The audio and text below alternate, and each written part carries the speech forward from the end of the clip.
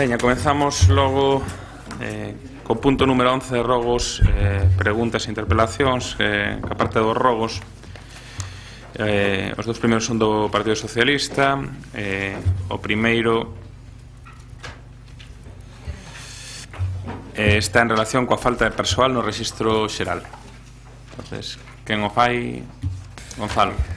Boa tarde. A falta de persoal se ten convertido nunha situación habitual neste concello, non? As vacantes que non se cubren por motivos varias engádense as baixas médicas que levan a que determinados departamentos funcionen baixo mínimos. Este é o caso do Rexistro Xeral na rúa Presidente Salvador Allende, no que se presentan moitos escritos cidadás e proxectos de todo tipo. Eleva máis de 3 semanas con un único traballador, coas queixas correspondentes tanto por parte de usuarios e usuarias como do propio persoal municipal.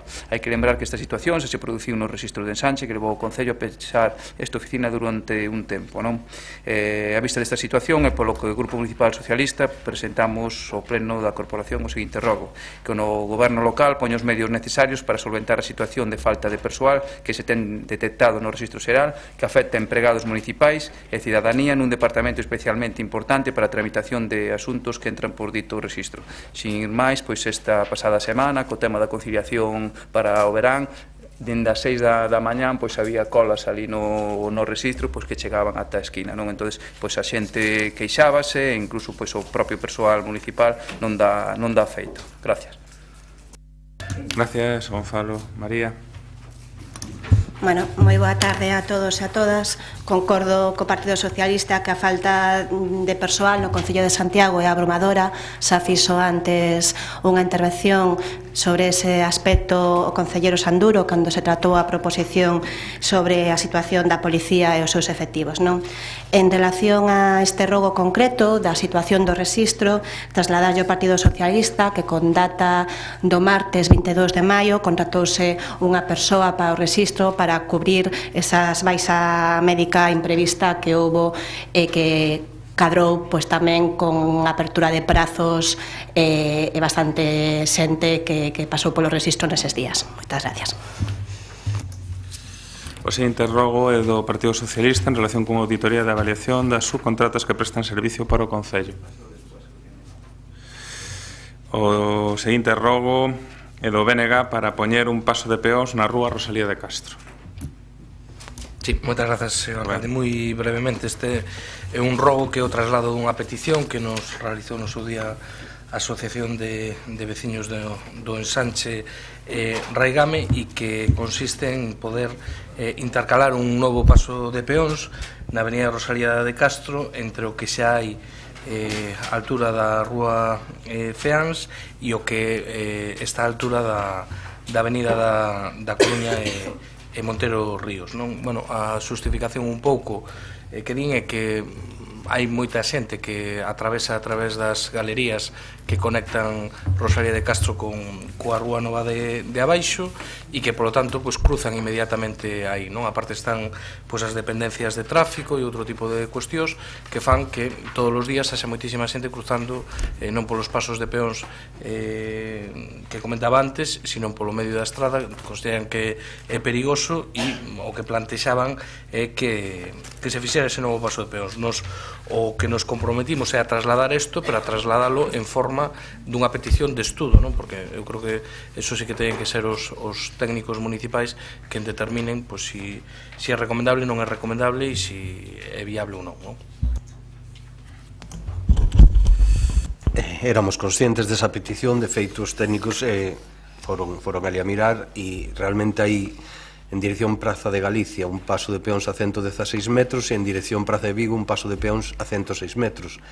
Sabedes que a avenida Rosalía de Castro é unha das vías de descarga de vehículos nas horas puntas na cidade e de instalar un paso de peóns tería que ser regulado por semáforo, por se non podía chegar a crear bloqueos tanto da saída de Montero Ríos como a descarga do campus. E no momento que están agora a ver se é posible esa regulación semafórica para instalar un paso de peóns, pero sin regulación semafórica non o recomendo. Siga agora o rogo que adiamos do Partido Socialista en relación con a auditoría de avaliación das subcontratas que prestan servicios para o Concello. Paco. Grazas, señor alcalde. A situación na que se atopan os servizos municipais é, sen dúbida, un dos asuntos dos que máis se está a falar no presente mandato e dos que máis polémicas serán polas decisións adoptadas por Compostela Aberta con respecto aos mesmos. A pretendida recuperación de algúns por parte do equipo de goberno, curiosamente daqueles que máis limitacións legais teñen, e a sistemática subcontratación dunha gran maioría, por non falar daqueles que están a funcionar sen contrato, teñen levado este Concello a unha situación realmente insólita e preocupante. Este grupo municipal leva reclamando dende o inicio deste mandato unha auditoría para precisamente coñecer a situación na que se atopan estas contratas e avaliar que servizos municipalizar. Unha auditoría que Compostela Aberta levaba no seu programa electoral dos comicios de 2015, que este grupo reclamou en reiteradas ocasións sen éxito e que, polas declaracións realizadas recentemente ao medio de comunicación por parte da concelleira de Facenda, María Rozas, semella que agora estaría realizada. A vista desta situación é polo que o Grupo Municipal Socialista presenta ao Pleno da Corporación o seguinte rogo: que a concelleira de Facenda aclare ante o Pleno da Corporación se o Goberno Municipal, tal e como prometeu nas eleccións de 2015, ten feito unha auditoría para avaliar todas as subcontratas que prestan os seus servizos para o Concello de Santiago e que, de ser así, a presente públicamente para coñecer os seus contidos e conclusións. Moitas gracias. María. Bueno, boa tarde. De novo, en resposta a este rogo pregunta, non, o Concello de Santiago non ten feito unha auditoría para avaliar todas as subcontratas do Concello de Santiago, son moitas, non? E non se ten feito auditorías nin agora nin en anos anteriores de todas elas, hai moito que abarcar. Pero sí que temos comenzado traballos de análise de auditoría de algunhas en concreto. Por suposto, cando estean rematadas, as poñeremos a disposición do Grupo Socialista e de todos os demais grupos da corporación. Gracias. Non hai dereito á réplica, Paco. En preguntas. En preguntas. 2-2 en rogos, 3-3-1-1 en preguntas. Estou aquí coordenador e... Bueno, ahora vai o seguinte rogo que do BNG para a adaptación da accesibilidade da senda peonil do SAR. Correcto. Sí, vendo que trata este rogo é de intentar facer accesible xustamente algo do que falamos hoxe, a senda peonil do SAR. Hai realmente en varios tramos en que ten demasiadas pendentes ou lugares realmente problemáticos, non só para persoas con diversidade funcional, senón para persoas que teñan pois simplemente que se sean maiores, para ir nenos e nenas coas bicicletas, con coches de bebés. A verdade é que aí puxemos un exemplo dunha fotografía. Está próximo iso a xustamente o túnel de que falamos, agora xa iluminado para acceder a toda a zona xa que vai cara ao banquete de Conxo, mas a verdade é que nesta pendente eu xa vin caer xente. É dicir, sobre todo se molla, se caen unhas gotas de auga, iso esvara moi facilmente. Ou ben se lle poñen barandas até o final, se non se pode rebaixar, unha das opcións, ou ben leva as barandas até o final, ou se non realmente iso para unha bici dun neno pequeno ou para persoas maiores, a verdade é que esa zona aí queda demasiado en pendente. Creo que como esta, que era bo darlle un repaso en xeral a toda a senda peonil para que pudese ser accesible a todo o mundo, porque a verdade é que é unha mágoa que non todas as persoas poidan gozar desta senda tan importante con espazos tan bons. Revisaremos esos puntos que dis e vemos que hai que facer para melloralos. O seguinte rogo do Partido Popular sobre melloras no Parque Luís Pasín. Pepa. Boas tardes, compañeiros e compañeiras. No ano 2003 inaugurouse o Parque Luís Pasíns, que ocupa unha superficie de 20.000 metros cuadrados. Aínda que presentan algunhas carencias en materia de accesibilidade, posto que só dispón dunha única vía con rampa para chegarse acima, o seu estado en liñas xerais é aceptable, tanto no que se refire á área de xogos existente no seu central como no conxunto de zona aberta. Sin embargo, e pese a iso, existen algúns aspectos mellorables no tocante ao mantemento e cuidados dos seus equipamentos, entre eles a falta de auga nun dos surtidores preto da rúa Pardo Bazán, un punto de luz coa zona de conexións e vistas e, sobre todo, o estado de deterioro que presentan os elementos de madeira que delimitan nun plano superior o camiño que circunda a área de xogos. Son ao redor dunha docena de bancos e un longo tramo de baranda que presentan as táboas domeadas na súa maior parte. Algúnas están quebradas e prácticamente todas elas con marcas de fungos e excrementos.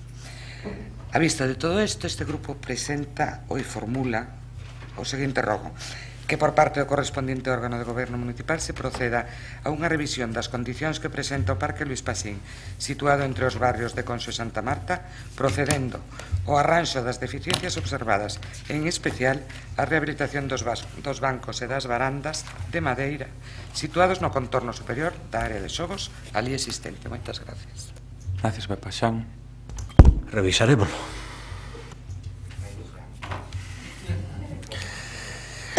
O seguinte rogo é do Partido Popular sobre a reposición de pavimentos nas beirarrúas das rúas Alfredo Brañas e General Pardiña. Sí, Claudio.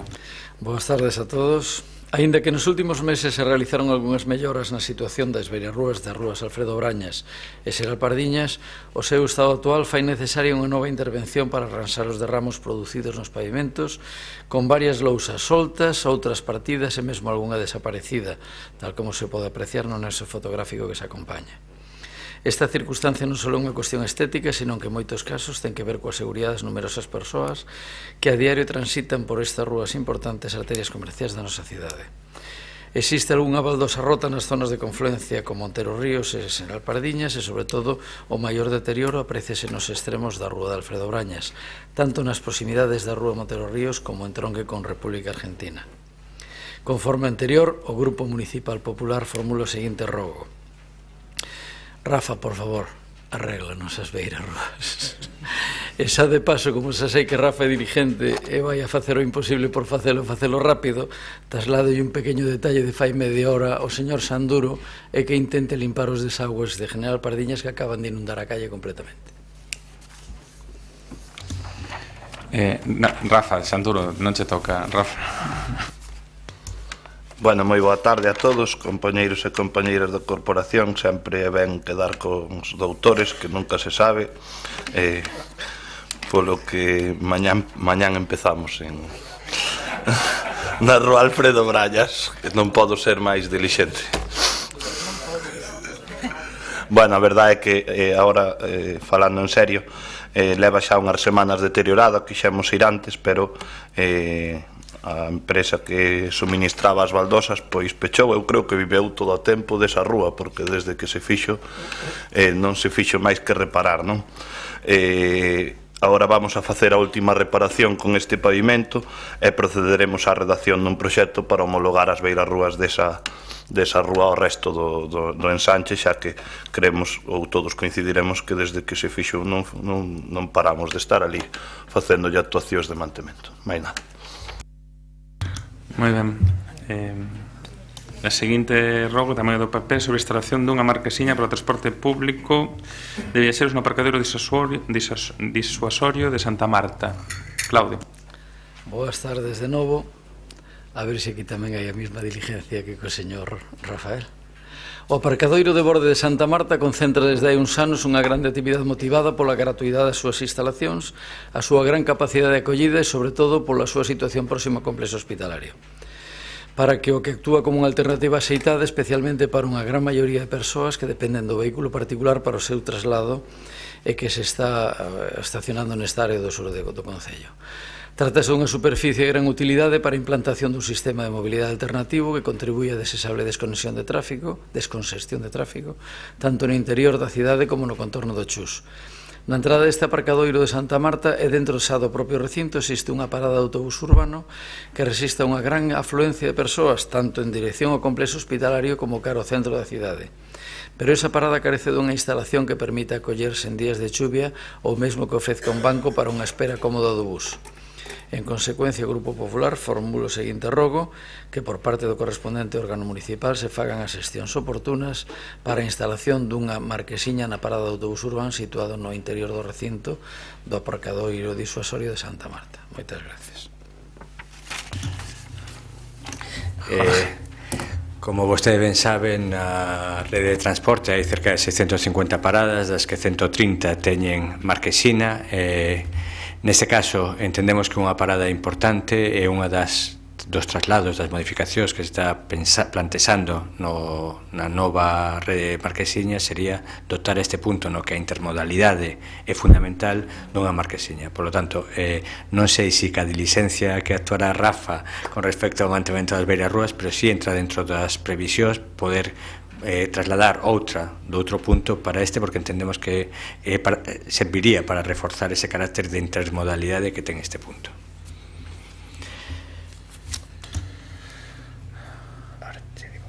Pasamos logo ás preguntas para a resposta oral no pleno. A primeira é do Partido Popular sobre a contratación dun servicio de autobús con ocasión da conmemoración do banquete de Conxo. Que o fai Alejandro. Alcalde, sí. Los pasados días 21 y 22 de abril, este concejal tomó el autobús, un autobús específicamente contratado por el ayuntamiento para acudir al banquete de Conxo. Fue una experiencia peculiar. El primer día llegué a las 5 de la tarde, no había nadie para coger el autobús. Dije, ¿qué? ¿Mucha gente? Me dijo el conductor. Pues no, la verdad es usted el primero. Yo le dije, no, me refiero si hubo mucha gente por la mañana. Dijo, no, es usted el primero en todo el día. Y al día siguiente pues fue exactamente lo mismo, ¿no? Más allá de esta nota peculiar, lo cierto es que me llamó profundamente la atención el hecho de que se hubiera contratado pues una compañía distinta pues a la del operador urbano. Lo digo porque el operador urbano pues presta el servicio al mismísimo Conxo, al mismísimo corazón de Conxo, pues con una frecuencia estimable. Y en caso de tener que implantar pues un servicio especial, pues implanta el servicio especial pues a un precio muy razonable. Creo recordar que era 1,90 el kilómetro.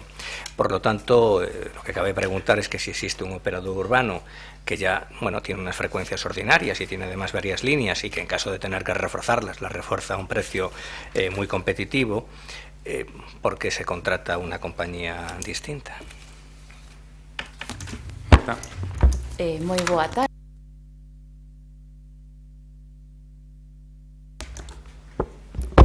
Como decía, o servicio de bus lanzadeira contratado polo Concello para asistir ao mercado do libro e de artesanía que se celebrou entre os días 21 e 22 de abril no marco da celebración do banquete de Conxo respondeu a un servicio especial e discrecional que foi contratado especificamente para facilitar a asistencia dos veciños e veciñas a esta celebración.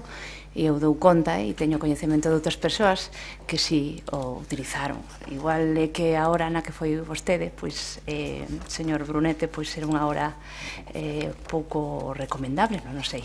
Ao tratarse dun servicio especial para un evento concreto, é un servicio que non se cobra a persoa usuaria, non existe a obriga de contratar co servicio do transporte urbano, podendo realizarse dita contratación a calquer operador. Era un servizo de lanzadeira que non implicaba, como ben saben, non realizaba ninguna parada. O prezo ofertado polo operador contratado creemos que estivo realmente axustado, en tanto que foi un servicio de 2 días completos e ascendeu o precio a 600 euros, IVA incluído. Ben, por outra parte, é importante lembrarlle ao Partido Popular que servicios deste tipo e operadores distintos do concesionario do Servicio de Transporte Urbano tamén xa foron contratados anteriormente, especialmente tamén polo Partido Popular durante o seu goberno. Faga memoria, señor Alejandro Brunete, en concreto, este servicio de transporte de lanzadeira foi contratado durante 2 anos seguidos para facilitar o acceso á cidadanía ao evento que se chamaba Estrea Estilo, que se celebrou no Pazo de San Lourenzo. Vale, moitas grazas.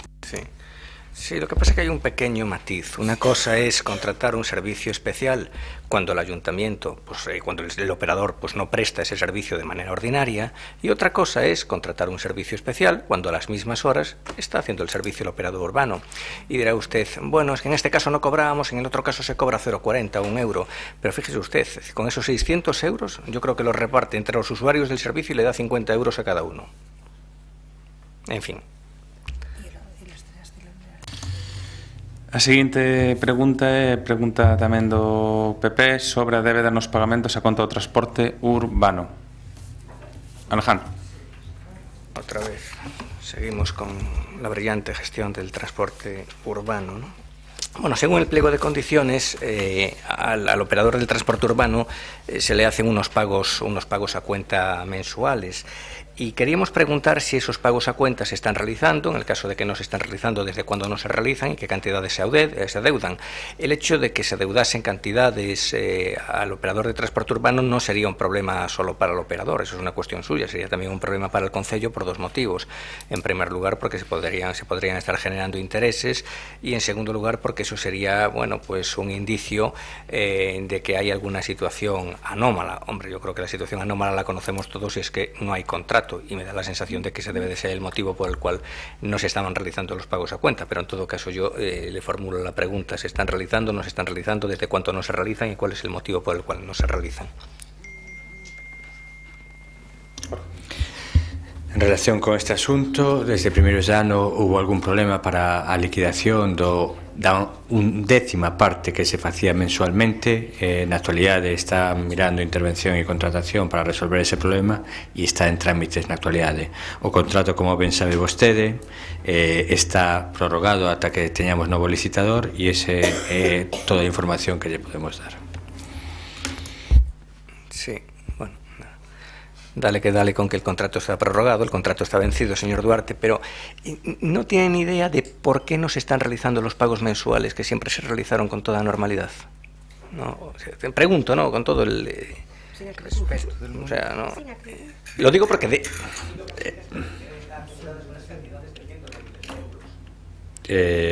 na última reunión que tivemos esta semana con intervención e con contratación, están buscando unha solución para algo que se atrasara ese pago.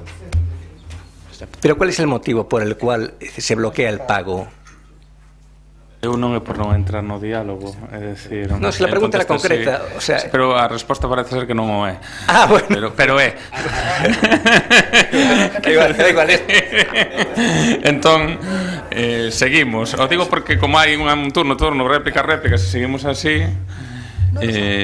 pasamos a la pregunta do PSOE sobre o expediente de renovación da flota de autobuses urbanos. Paco. Grazas, señor alcalde. Pois referente á urxente renovación da flota de autobuses urbanos, cuxo mal estado e problemas, nomeadamente no relativo a adaptación para persoas con mobilidade reducida e o xeito de numerosas queixas, tanto por parte da cidadanía que utiliza este medio de transporte público como por parte dos propios conductores, preguntamos en que situación se atopa o expediente relativo á renovación da flota de autobuses urbanos, se pensa o goberno municipal axilizar a compra de novos autobuses, cal é a procedencia dos 11 autobuses que se sustituíron neste último ano e medio e que están en réxime de aluguer, e cal é a partida que se vai a dedicar a compra de autobuses e que tipo de vehículos se van a adquirir. Grazas.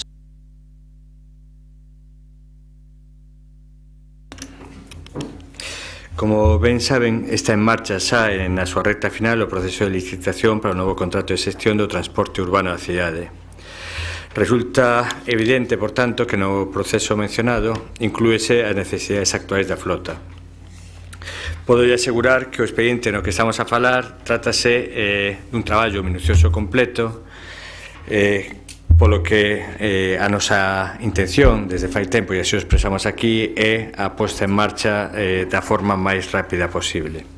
Con respecto á procedencia dos 11 autobuses dos que fala, no 2015 había unha proposta para sustituir esos 11 autobuses. Creo que neste pleno xa tuvemos algunha disputa verbal, Alejandro Sánchez Brunete e eu, acerca de por que non se renovaban esos buses.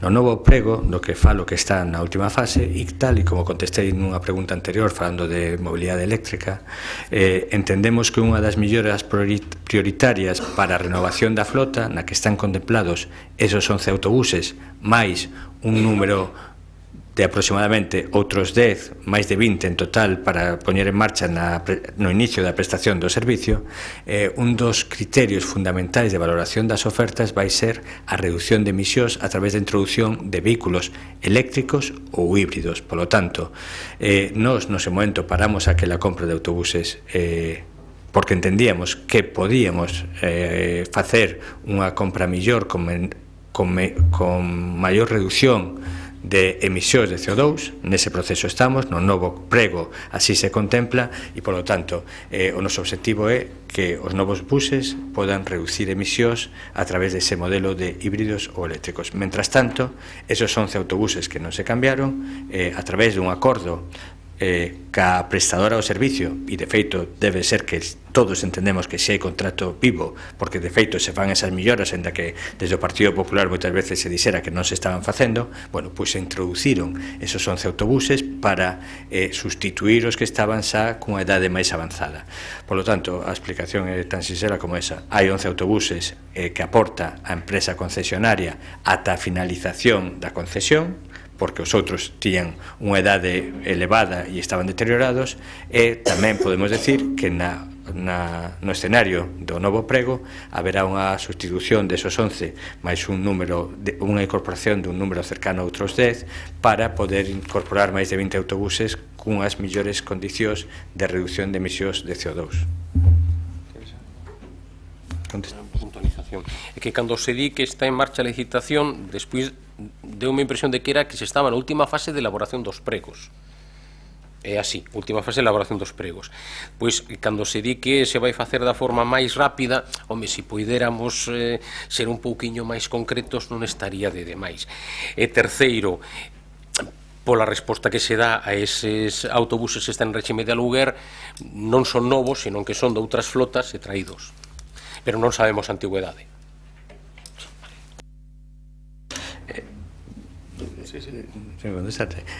Cando digo está na última fase, o contrato non entrou no procedimento anterior da lei de contratos, polo tanto o estudio económico houve que enviálo a Madrid, a Comisión Nacional de Evaluación para ese estudio económico. Está devolto dicindo que non se pode someter a ese estudio porque non ten persoal da oficina.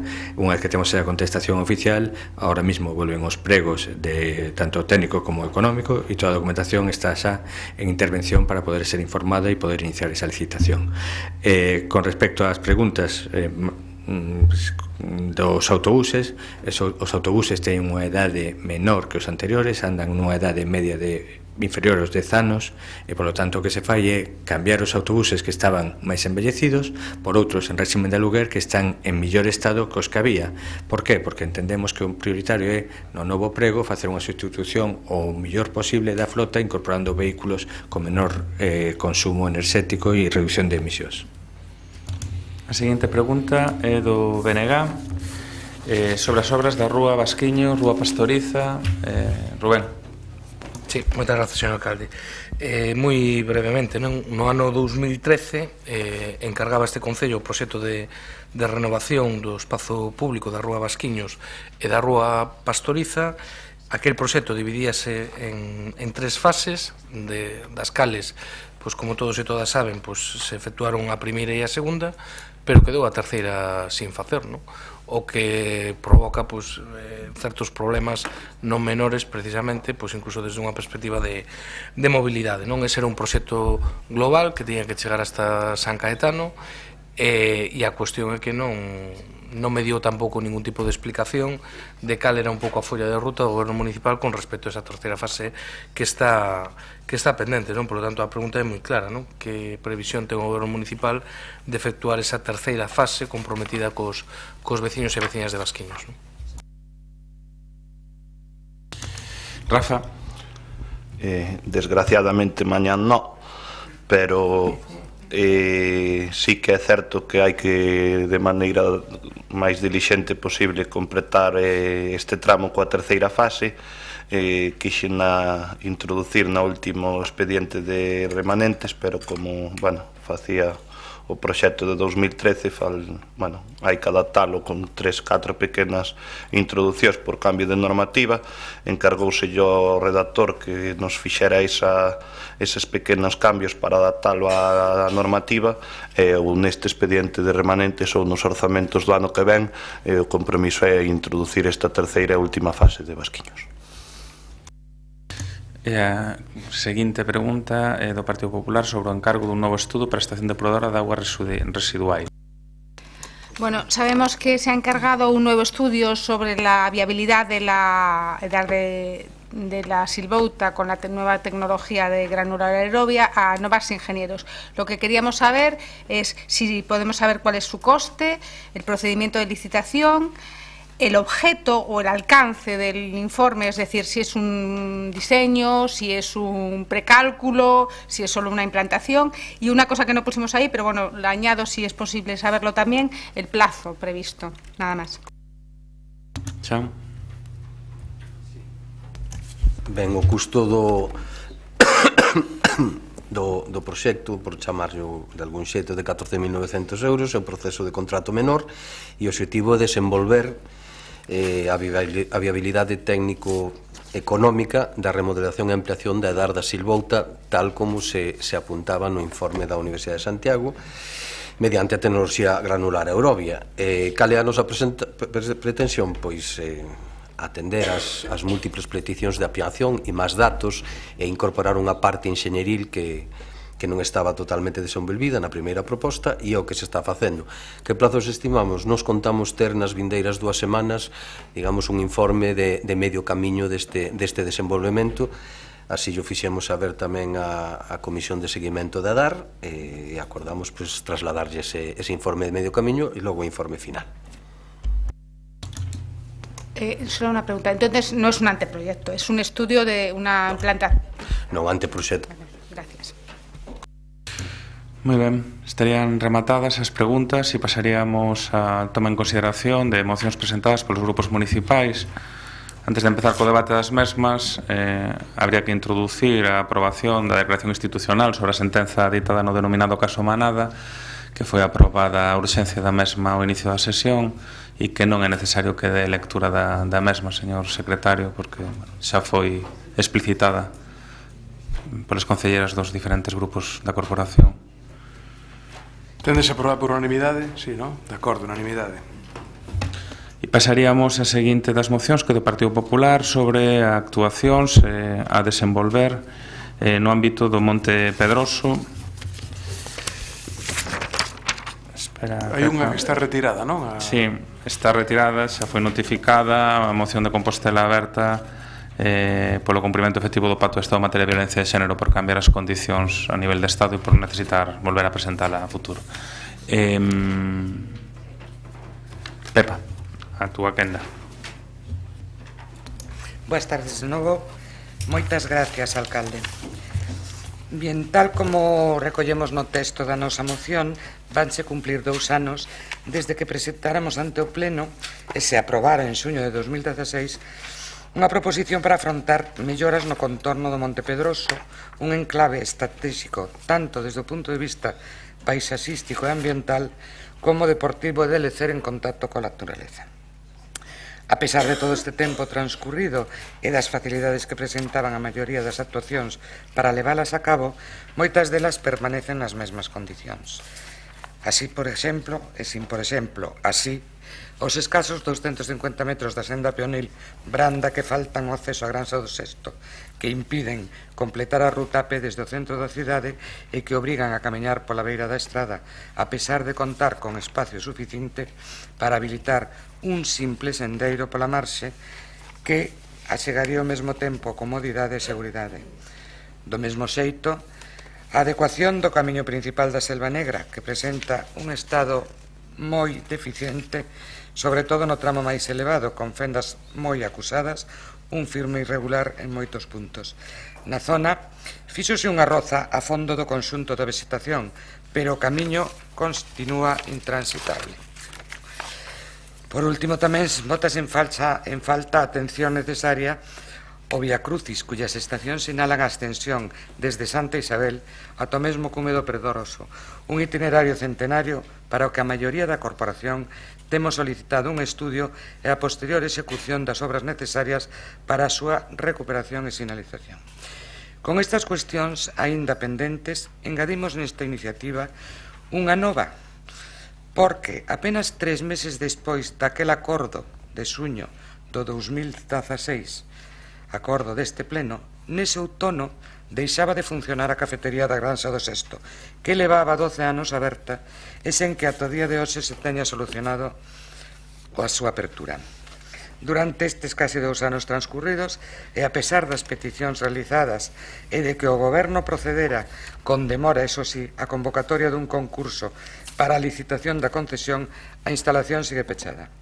Ningunha empresa se presentou ao concurso rematado no verán de 2017. Polo que se ve, é evidente que non resultou atractivo, non hubo oferta. Ben sexa por unha limitación exclusiva a centros especiais de emprego e empresas de inclusión ou ben sexa por determinadas condiciones particulares estipuladas nos pregos de contratación. Aínda que o Concello anunciou, por suposto, como sempre, porque xa é o habitual, despois de que alguén o diga, a presentación desta iniciativa, anunciouse que a cafetería abriría este verán, o certo é que o tempo está aí, remata e non vemos. Porque, que saibamos, aínda non se ten aberto un novo procedimento de contratación no que se marquen as novas condicións e nin sequera temos constancia de que se teñan elaborado os correspondentes pregos. Abrir a cafetería é unha necesidade, pois non se ofrece un servicio de hostelería e de lecer, senón que vinculados a estes servicios están os baños públicos, que, como a propia cafetería, levan casi 2 anos pechados. Na nosa moción hai un erro material no que se din 8 meses, pero son 2 anos. Iso todo eso a pesar da afluencia do público a esta zona, onde tamén o Concello organiza competicións deportivas ao longo do ano. Polo tanto, co verán as portas, porque queda moi pouco, propoñemos esta iniciativa que lembra o acordado hai 2 anos e que tamén empraza o Goberno a repoñer canto antes o servizo que presta a cafetería da Granja do Sesto. Como o Goberno se anunciou a súa intención de abrir a cafetería este verán, confiamos en que Compostela Aberta apoie esta iniciativa, que, polo demais, únicamente trata de poñer en valor e mellorar un dos espazos naturais máis emblemáticos da nosa cidade. Con este fin, propoñemos a adopción do acordo que figura literalmente no contido da nosa moción e que penso que non é necesario repetir. Moitas gracias. Gracias, Pepa. Rubén. Sí, eu moi breve porque simplemente parece que vamos a votar favorablemente a esta iniciativa do Partido Popular que compartimos, que aparte pois xa debatimos e xa acordamos hai case 2 anos e que ademais inclúe algo pois que é recurrente por parte do Bloque Nacionalista Galego, non? Nos ao principio deste ano volvíamos a incidir no peche da cafetería da Granja do Sesto, precisamente polo que comentaba a compañera Pepa, precisamente porque é un servicio público, entre outras cousas, polo tema dos aseos e tamén por poder ter servicio de cafetería e de restauración para os nenos, para as nenas, para as persoas que se achegan da nosa veciñanza a practicar deporte ou simplemente a pasear. Por lo tanto, nos vamos a votar favorablemente e somos terriblemente escépticos de que o Goberno Municipal cumpla ca súa promesa, entre outras cousas, porque non está nin iniciada a licitación, estamos a punto de comezar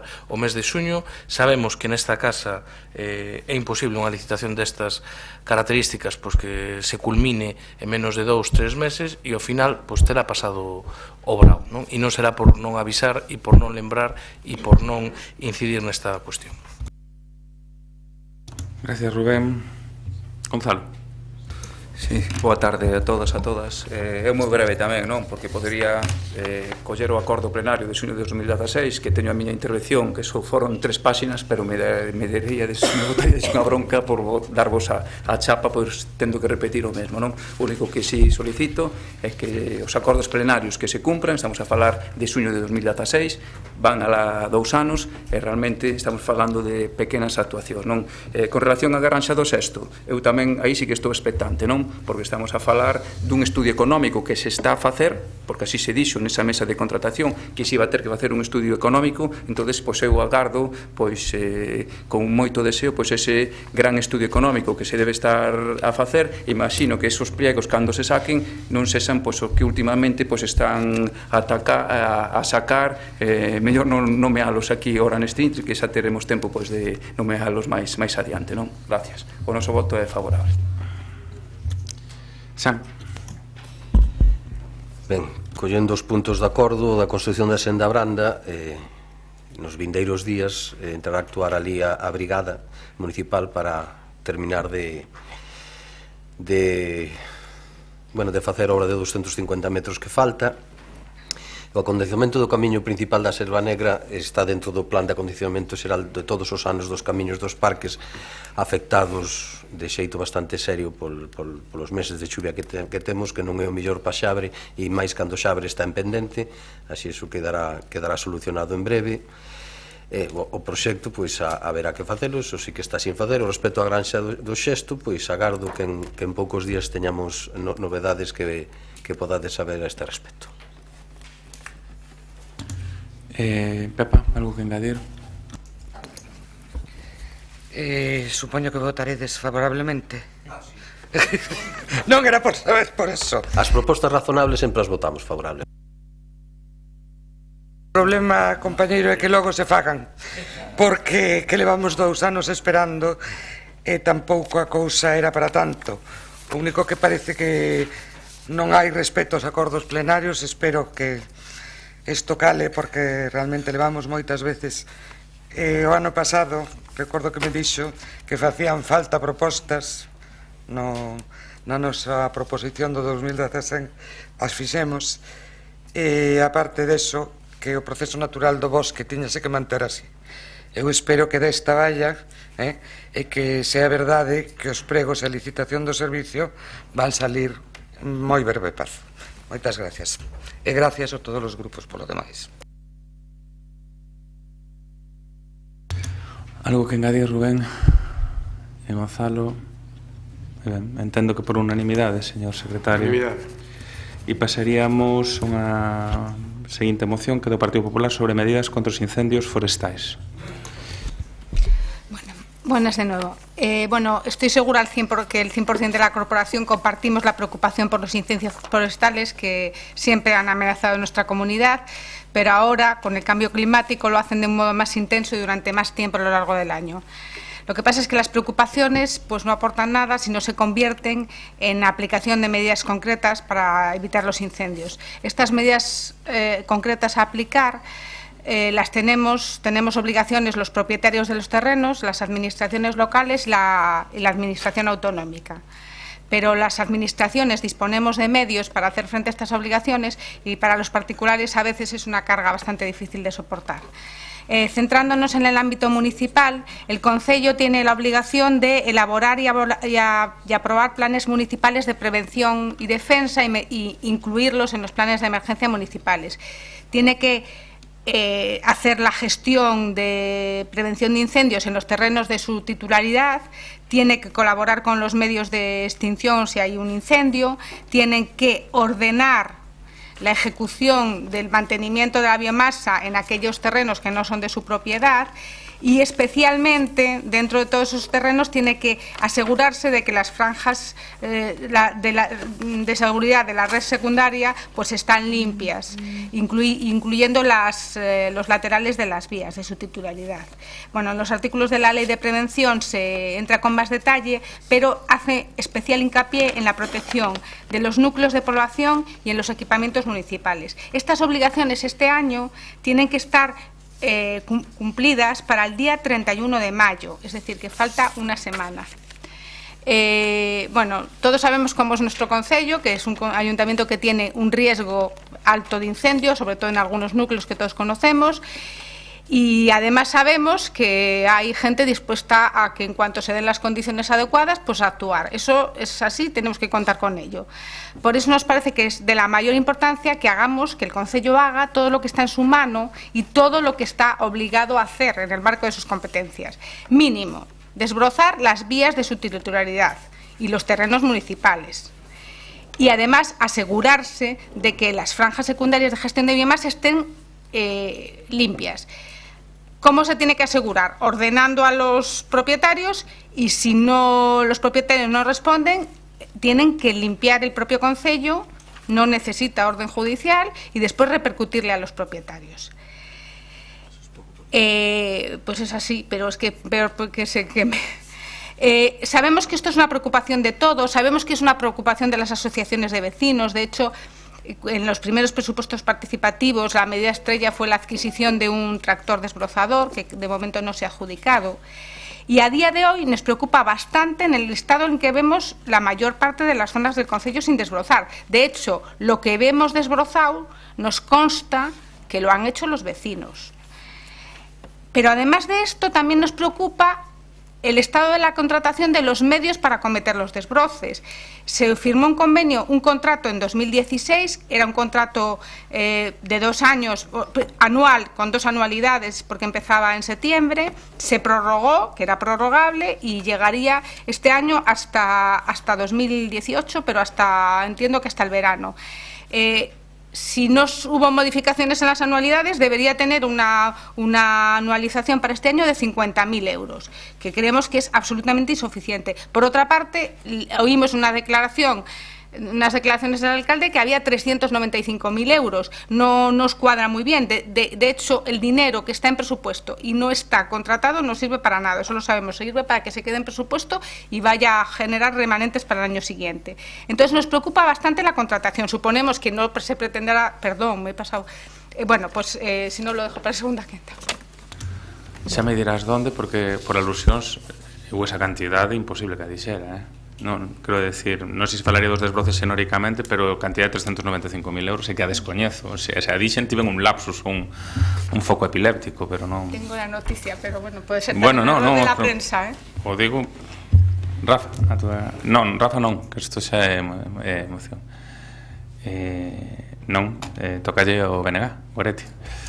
Sí. Ben, é certo que de todas as persoas que estamos aquí estamos preocupadas, claro. Tan preocupadas estamos que no mes pasado nós presentamos unha moción neste sentido. Algúnas das cuestións que veñen aquí, fundamentalmente o punto 1 de acordo, coincide pois case palabra por palabra con cuestións que nós incluímos nesa no mes de abril. O caso é que no mes de abril creo que o Partido Popular estaba aprobando o Pladiga. Claro, o Pladiga que tiña que estar aprobado moito antes, e un Pladiga onde, pois claro, o único que aparece é tarde, mal e sin realmente ir a un dispositivo que supere realmente un modelo que xa se ve fracasado. Que hai aquí desta moción do Partido Popular, onde se podería dicir moita chicha e non chegarían estes 5 minutos, que hai que renxe, fora de, xa digo, coincidir, por unha parte das cuestións que aparecen aí, fundamentalmente o acordo número 1, pois coincide coa proposta que o BNG xa trouxo o mes pasado. Que hai no punto 2 e no punto 3? Intentar ver, xa que é certo que van vir incendios, é certo que vai vir mal tempo, é certo que ningunha medida de prevención ou de extinción vai resolver de maneira definitiva un problema estrutural, que o que merece é tomarse en serio este modelo e cambiar de modelo de política forestal, non facer un modelo e un borrador de política forestal onde hai máis eucalipto e máis ence. Xa sabemos que levamos xa superados os eucaliptos, as hectáreas de eucaliptos que estaban previsto no plan forestal para 2032, e resulta que o modelo continúa sendo o mesmo.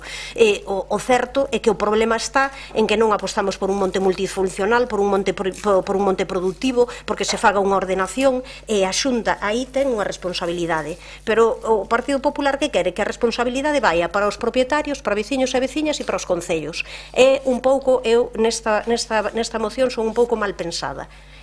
Parece que o que se quere é poñer a venda antes da ferida, é dicir, como vai haber incendios, xa vou dicir quen van ser os responsables. Os responsables van ser propietarios, veciños, veciñas que non o fixeron, e vai ser os concellos, porque, claro, fixadevos o que pon, sen renunciar ás axudas que desde a Xunta de Galicia se ofrecen aos concellos. Bueno, habería que ver axudas insuficientes, axudas mínimas, axudas que realmente non están á altura do que significa o problema dos lumes para o noso país, absolutamente para nada, porque, claro, se o que queremos é volver tamén, pero vamos, neste caso tamén se insinúa exactamente o mesmo, o problema vai ser de 4 pirómanos, non? Que tal, xa se demostrou que ese non era o problema do lume non son 4 persoas, pois eso dese terrorismo incendiario que Feijóo dixo en algún momento, tal, e que xa a Fiscalía tamén dixo que non era, non? O problema absolutamente real, o problema está aquí que, claro, cando haxa axudas, e cando haxa axudas en condicións e non sexan miserias, claro, pois cada concello terá que estudar se esas son as axudas posibles, factibles, non factibles, pero a verdade, a min, sentindo moito, nestas alturas, claro, a unha semana é certo de que teñan que estar, pero con que recursos contan os concellos para que a unha semana isto estea feito? Entón, a unha semana traemos cando a Xunta non cumpriu a súa parte. que é o problema. A Xunta non cumpriu, nin facendo un pladiga onde sentase a todos os sectores, onde se puxese a falar, a avaliar que pasou nos anos anteriores, porque isto non funciona, imos a un modelo distinto ou seguimos facendo o de sempre e continuamos, e xa sabemos non que é o que vai vir. Así que, por suposto, que hai preocupación moi grande, pero aquí fan falta medidas realmente de calado, fai falta un verdadeiro consenso, que sexa un pacto de todo o mundo, onde todo o mundo nos sentemos absolutamente o conxunto das forzas políticas e onde se diga temos que cambiar de modelo e temos que ir a un modelo onde apostar por modelos tipo ENCE, por modelos tipo eucalipto, esta non vai ser a solución para nada. E a solución tampouco é, claro, ao final, pois sinalar, non? Aquí parece que xa se quere sinalar. O problema vai ser de quen pois non cumpra neste caso, propietarios e concellos. Eu creo que desde logo a responsabilidade da Xunta nesta moción queda, pois parece, non, a Xunta xa puxo todo esas axudas. Por favor, concretademe cales son esas axudas tan importantes e se realmente a Xunta nestes momentos está á altura do que precisa este país a respecto dunha nova política do monte absolutamente diferente a que se está a facer. Por parte do Partido Socialista, Gonzalo. Hola, boa tarde a todos. Eu non quero polemizar, non, sobre todo un tema tan sensible como é pois a queima do monte, non, porque realmente a queima do monte pois nos están estragando a nós un pouco da nosa vida e realmente pois están estragando un anaco do noso país, non? Non quero entrar a polemizar sobre as distintas competencias que poida ter o Concello, Xunta, se as axudas da Xunta pois son as máis axeitadas, me parece que foi, se non lembro mal, non sei se foi hoxe ou onte, pois en si pois todos o Servicio de Extinción de Incendios pois está a protestar realmente por falta de material, porque realmente están a facer horas a destaxo, me parece que van a pagar, non sei se son a 12 euros a guardia, o cal é algo lamentable, non? En si, todos os que formamos pois parte de distintas organizacións políticas, sexa cal sexa o color delas, pois tamén somos responsables do que está a acontecer, non? Uns en máis ou mellor medida, según o agrado de responsabilidade pois que ten cada un, e todos pois temos que poñer e ser constructivos pois nesta lacra, non?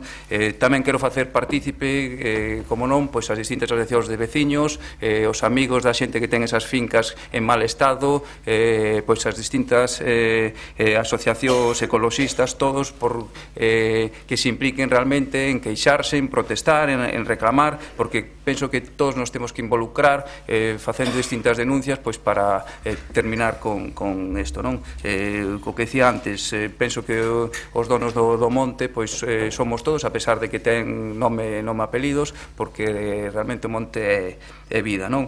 Por parte de aquí do Concello, pois que podemos facer o mellor?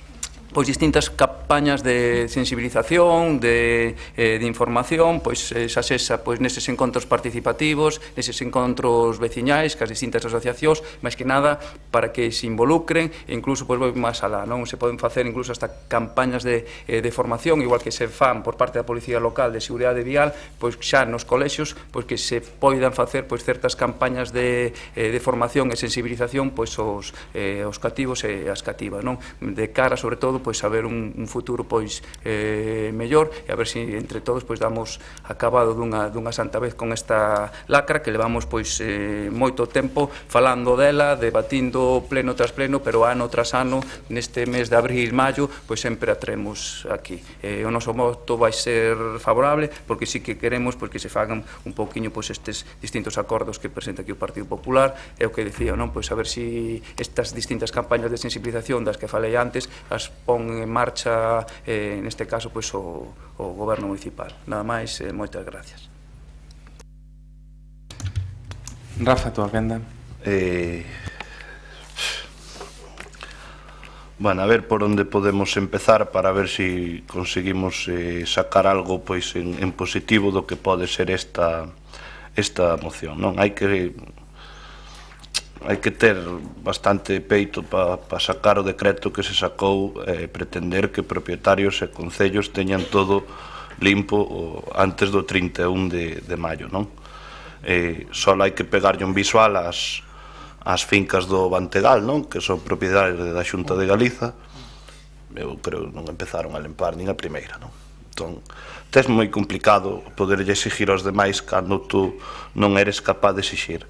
Hai moitísimas medidas encima da mesa que foron postas pois como alongar o período de alto risco de incendio. Eu creo que coas condicións meteorolóxicas que se veñen a producir nestes últimos anos é unha evidencia que hai que alongar ese período máis alá do mes de xullo, agosto e setembro.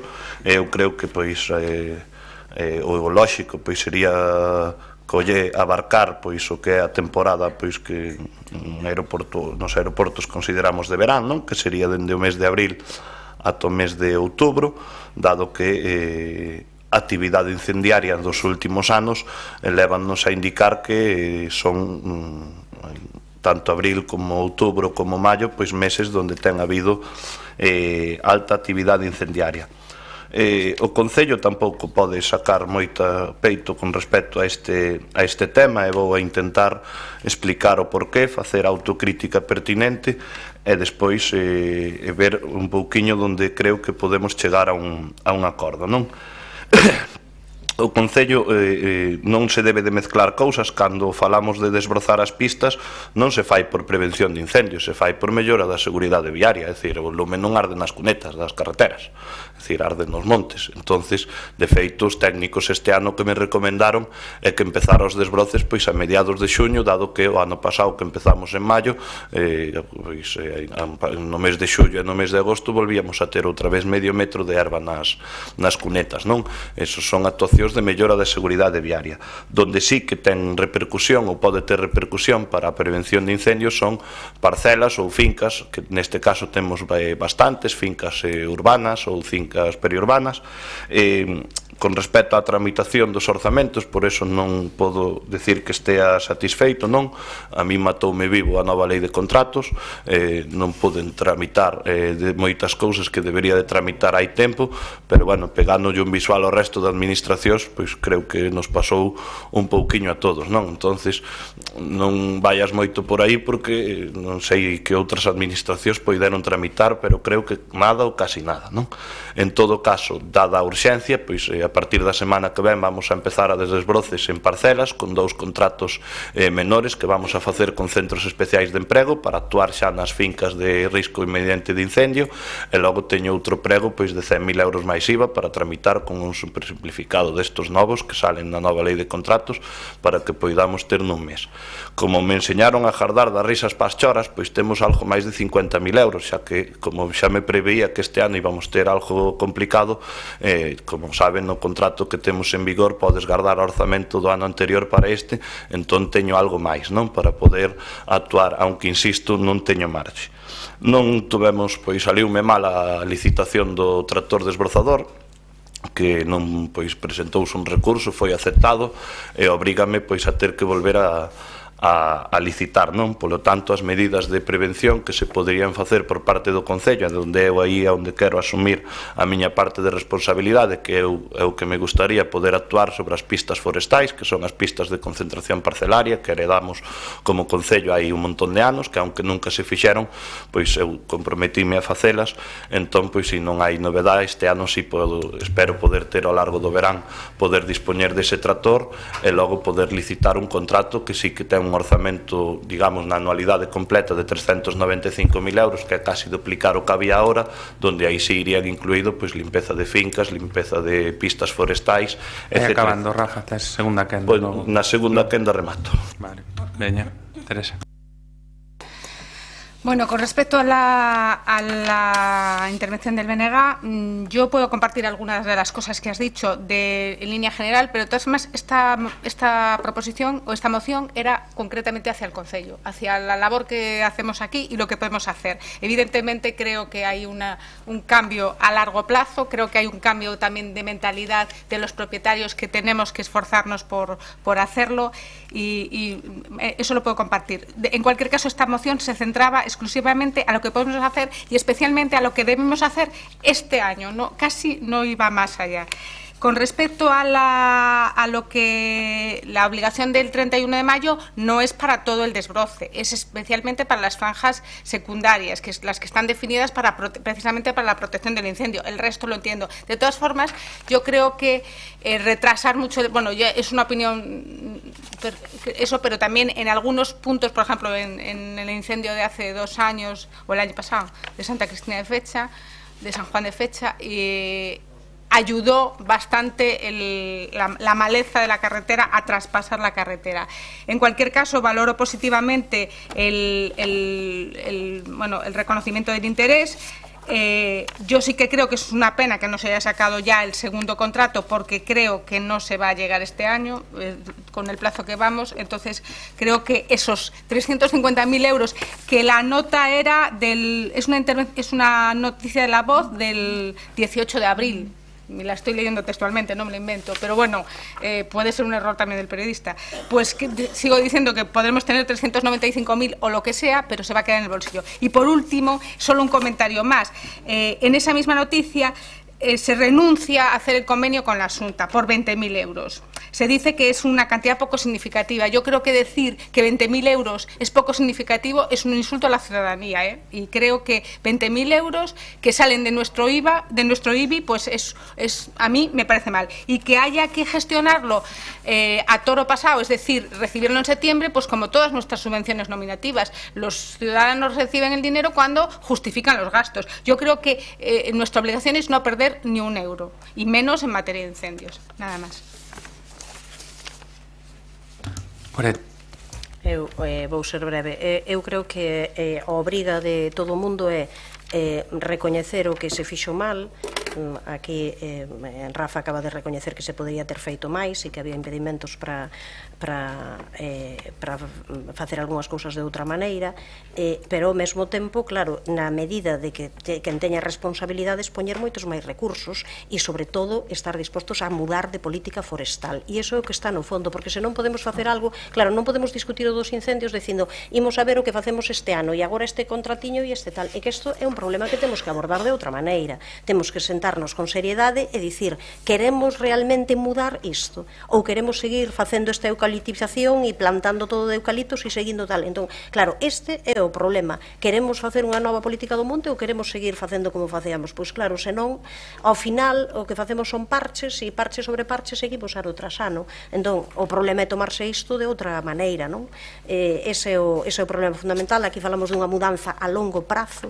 Aquí falamos tamén de que, claro, de que todo o mundo recoñece ao final que incumpre. O propio presidente da Xunta atreveuse a dicir que incumpría o das franxas de seguranza. Claro, diste, bueno, pois moi ben, pois estupendo, pero eu insisto que tal e como está a moción, eu digo que leades ben, os acordos que din, ao final é instar os propietarios ao que fagan, eles van ser os responsables, e instar tamén ao Concello o que faga. E eu insisto, claro, se nisto a Xunta, cando aproba o Pladiga e como o está a facer, pois se non ten nada que ver. E logo unha cuestión xa moi puntual a Rafa, o de ter limpas as cunetas é importantes, porque aínda que non pareza non é só seguranza viaria, senón que moitas cabichas apagan nesas cunetas e tamén moitas cabichas acaban ali e tamén teñen algo que ver no tema ao final do lume.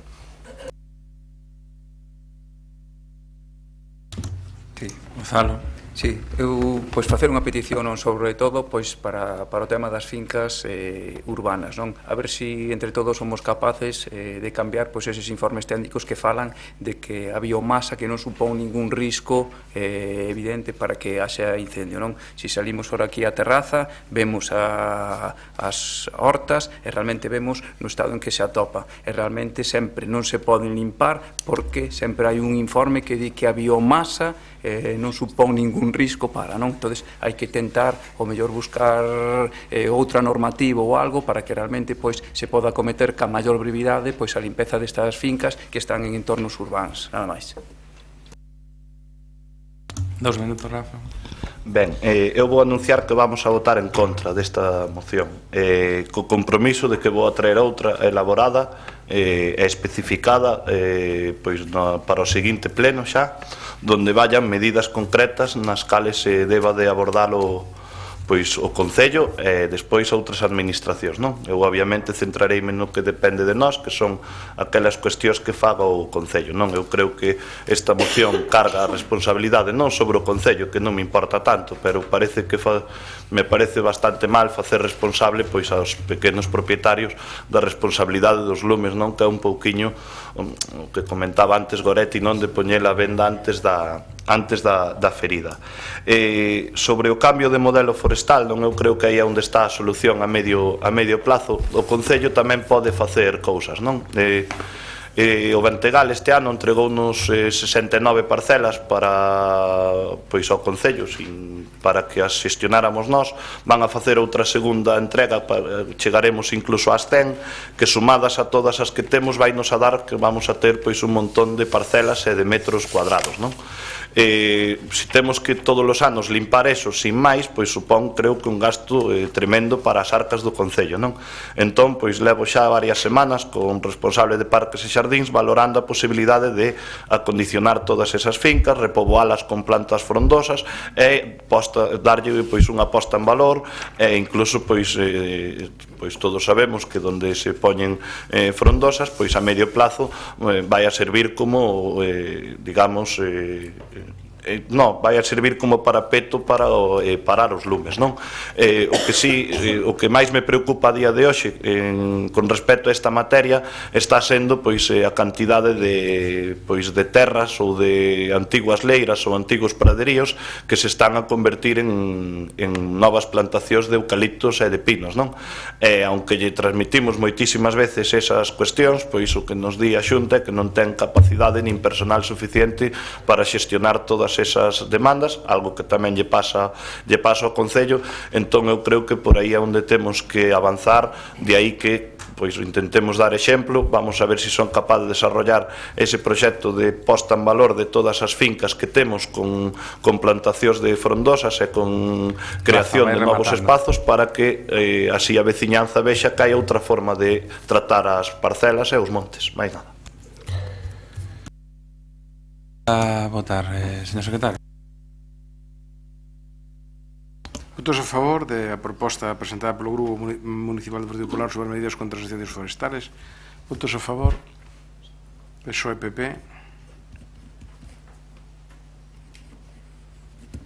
Votos en contra. Compostela Berta BNG.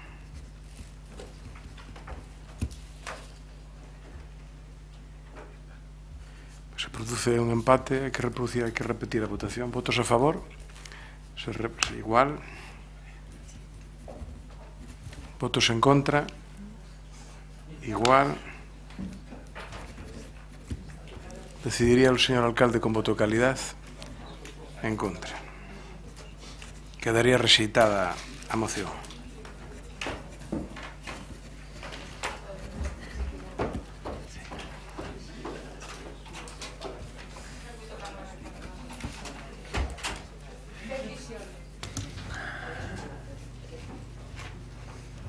Imos a pasar logo a moción do BNG para reclamar o mantemento dos informativos locais ao Diario Cultural da CRTVG. Goretti.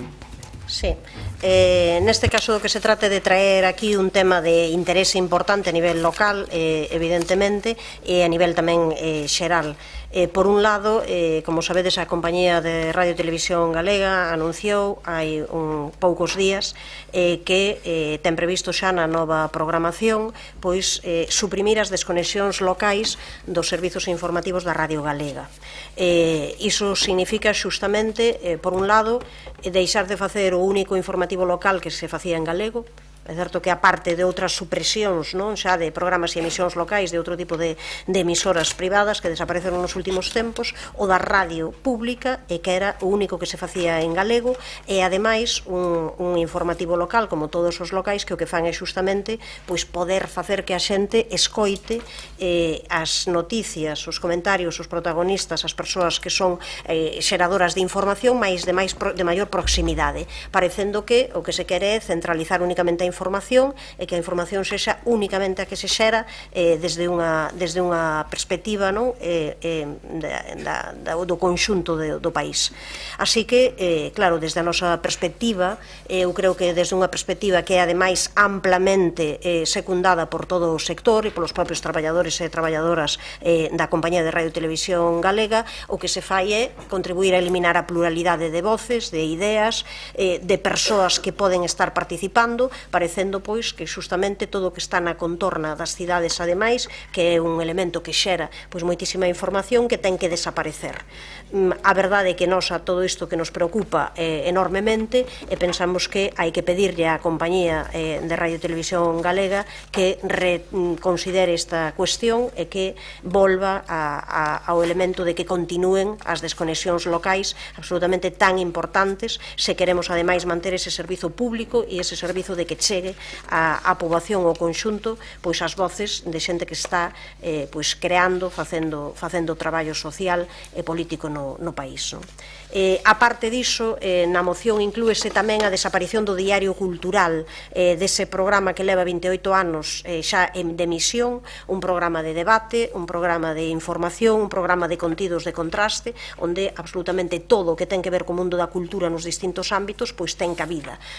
Realmente xa sabemos, supoño que eso será algo que tamén aparecerá neste pleno, que a compañía pois comenta que isto que se fai porque se cambia o sistema, pero non quere dicir nada. O que se fai é pois facer que a programación cultural apareza por aquí e por alá, 5 minutos aquí, 5 minutos alá, 5 alá, e isto xa é, aumentanse o número de minutos e vale, pero o que se fai é cambiar un modelo, e o modelo do que significa ter pois 50 minutos de programa con esa posibilidade de ter persoas colaboradoras, de ter un debate, de ter un contraste de ideas, non ten nada que ver con que se ofreza información sobre determinados eventos en cada un dos programas que poida haber en cada un dos informativos. Por tanto, entendemos que isto non ten ningún sentido e que é pois, un ataque máis, ademais, tanto á lingua como á cultura do país, porque non é nin o primeiro programa que desaparece que ten que ver xustamente con programación cultural da radio e da televisión públicas, que se nacen xustamente para iso.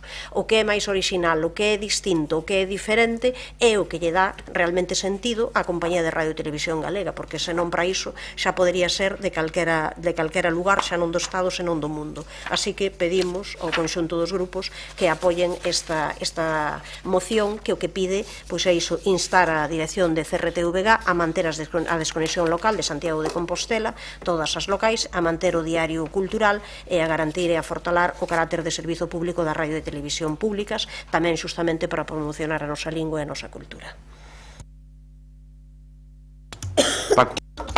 Gracias, señor alcalde.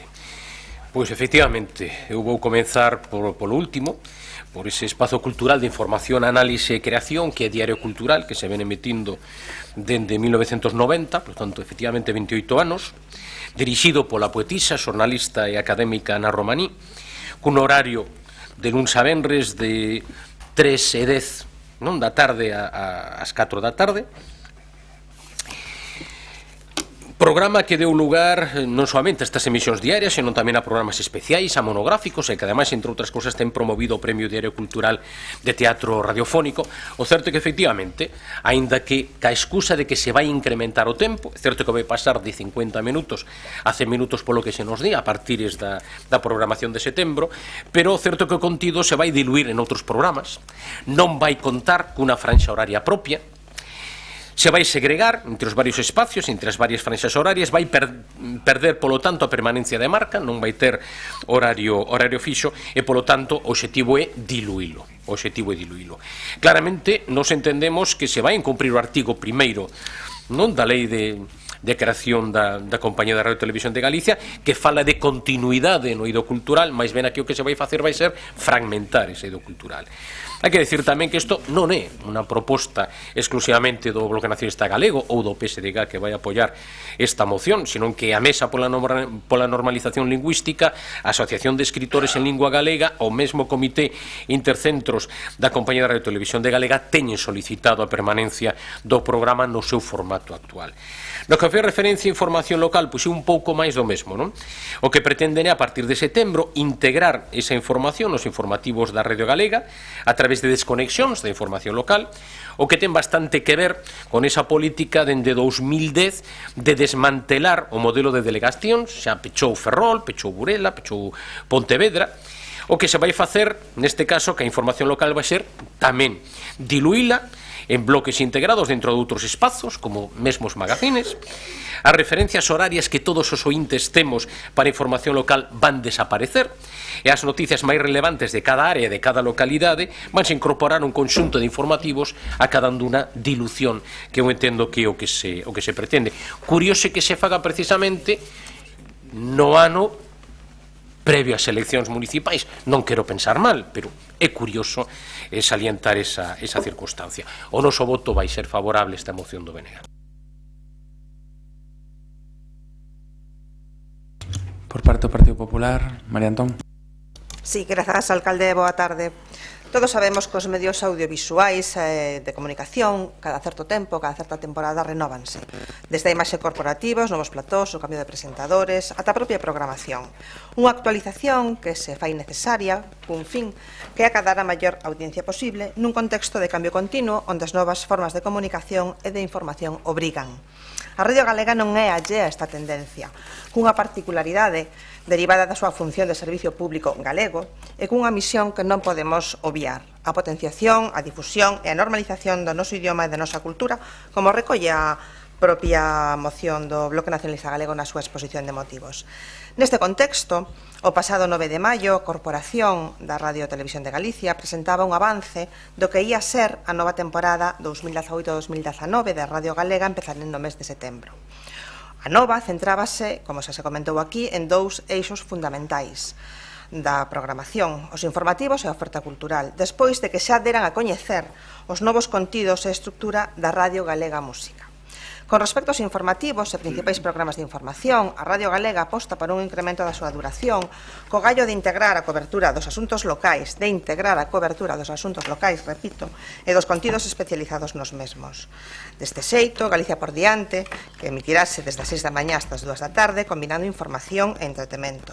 Crónica das 2 amplía o seu horario para emitirse entre as 4 e as 3 menos cuarto, nun horario en que 15 minutos estarán dedicados a información local e comarcal.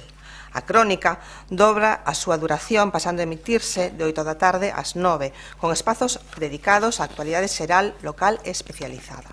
A partir das 22 horas, de luns a xoves, será o tempo de análise e actualidade cos principales colaboradores da Radio Galega. Informativos da fin de semana ofrecerán como novidade 2 edicións de Galicia por diante, tanto o sábado como o domingo, entre as 8 da mañán e as 12. Con respecto á información cultural, explicaba a Radio Galega que un novo equipo traballará sobre estes contidos que seguirá consolidando Diario Cultural. Dicía a nota, o veterano programa de emisora pública cambia de formato para converterse nun elemento estructural da nova grella.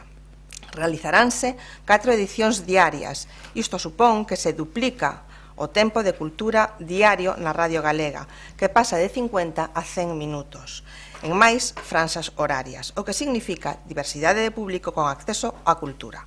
Igual sucederá na fin de semana, que contará como novidade con outras 3 edicións en directo do Diario Cultural que agora mesmo non existen. O equipo dedicado á cultura na Radio Galega estará integrado polo mesmo persoal que será reforzado con novas incorporacións dentro da propia Radio Galega. Outra das novidades será a creación dunha canle digital específica de Diario Cultural para facer accesibles todos os contidos digitalmente. E vostedes, con esta nova, sacan a conclusión de que serán suprimidas as desconexións informativas locais e de que se suprimirá o Diario Cultural, cando que se cambia realmente é o formato. Por que presulgan que este novo formato non será máis favorable, máis eficaz, máis difusor que o actual para acadar os fins perseguidos? Señora Goretti, vostede decía na anterior iniciativa que se estaba a poñer a venda antes que a ferida. Non estará poñéndose vostede a venda antes que a ferida neste caso?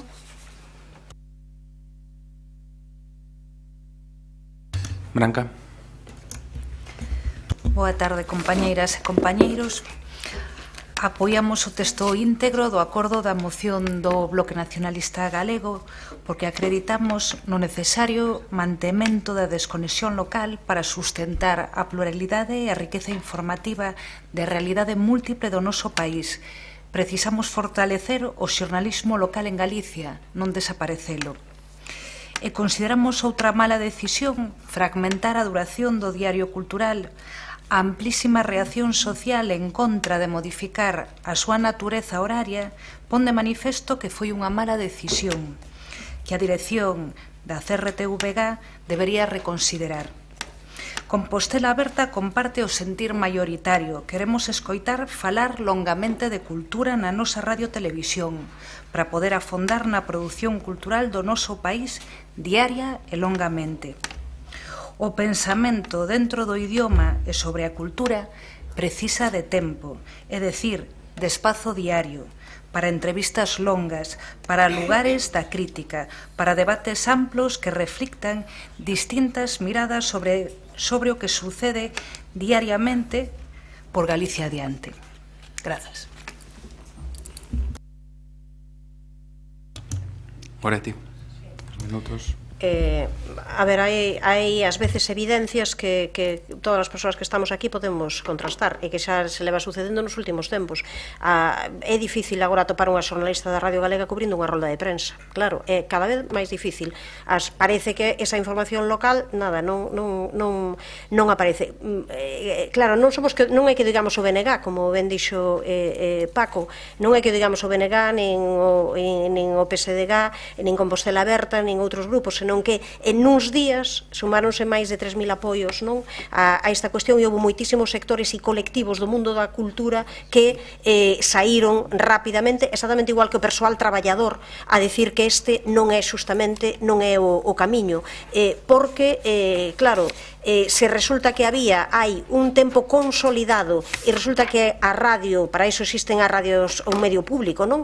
O medio público é non só que teñan conta audiencia, senón que provoque xustamente aqueles programas que poden ser diferentes, aqueles programas que o mellor noutros medios que xa son de índole privada non poden existir, mas neste caso o Diario Cultural, un programa que tiña unha audiencia clara e un programa que ten un modelo claro que vai ligado a eso. O resto non é Diario Cultural, non nos veñas con contos. Non é Diario Cultural que en 5 minutos nos informen aquí, aínda que o faga primeiro en Galiza por diante, logo non sei canto e logo non sei que, e van dar unha información únicamente de que pasa que acontece aquí, pero onde temos o modelo e o formato que aparece cargando por completo, acabando con el. E aparte diso, xa digo, claro, que acontece ou si, eu participo desa mesma sospeita, non, que comentaba o portavoz socialista, de cando a xente ten as súas referencias de en que momento saen os informativos e ese informativo local que era ese informativo local dado en galego e cando agora, pois si, a un ano das eleccións, de repente decidimos xustamente suprimilo. A verdade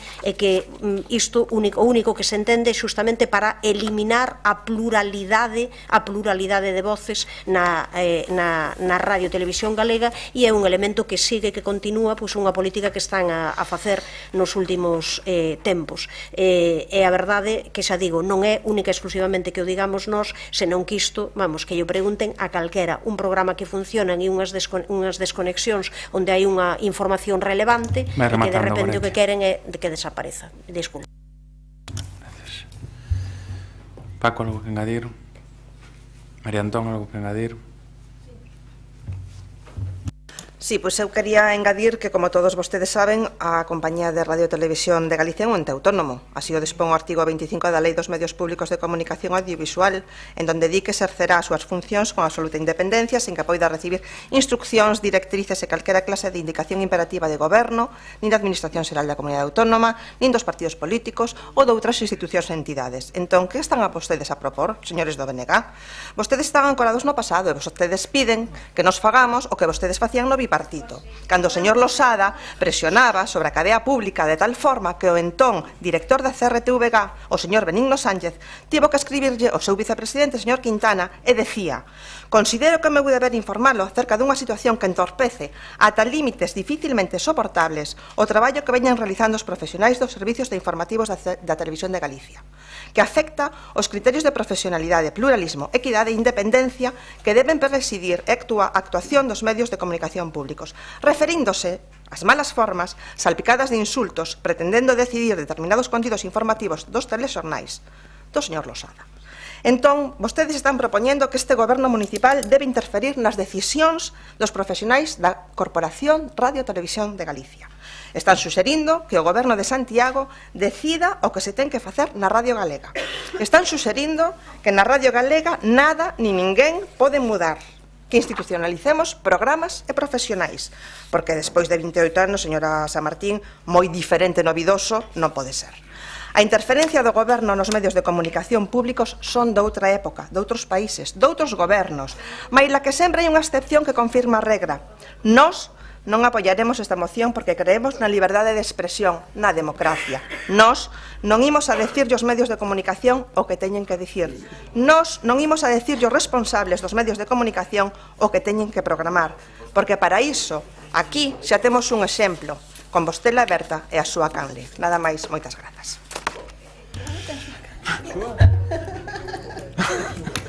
Paco, ti dixeches que non é verdad? Branca. Que quere dicir eso? Non sei que canle temos. Sí, bueno, só decir que penso que tanto Compostela Aberta como outros compañeiros acreditamos nun pensamento autónomo e longo sobre a cultura galega, nada máis. Moi ben, pois pasamos a votar.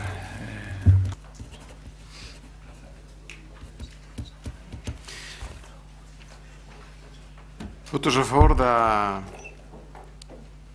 moción presentada polo Grupo Municipal do BNG para reclamar o mantemento dos informativos locais e de cultural da CRTVG. Votos a favor.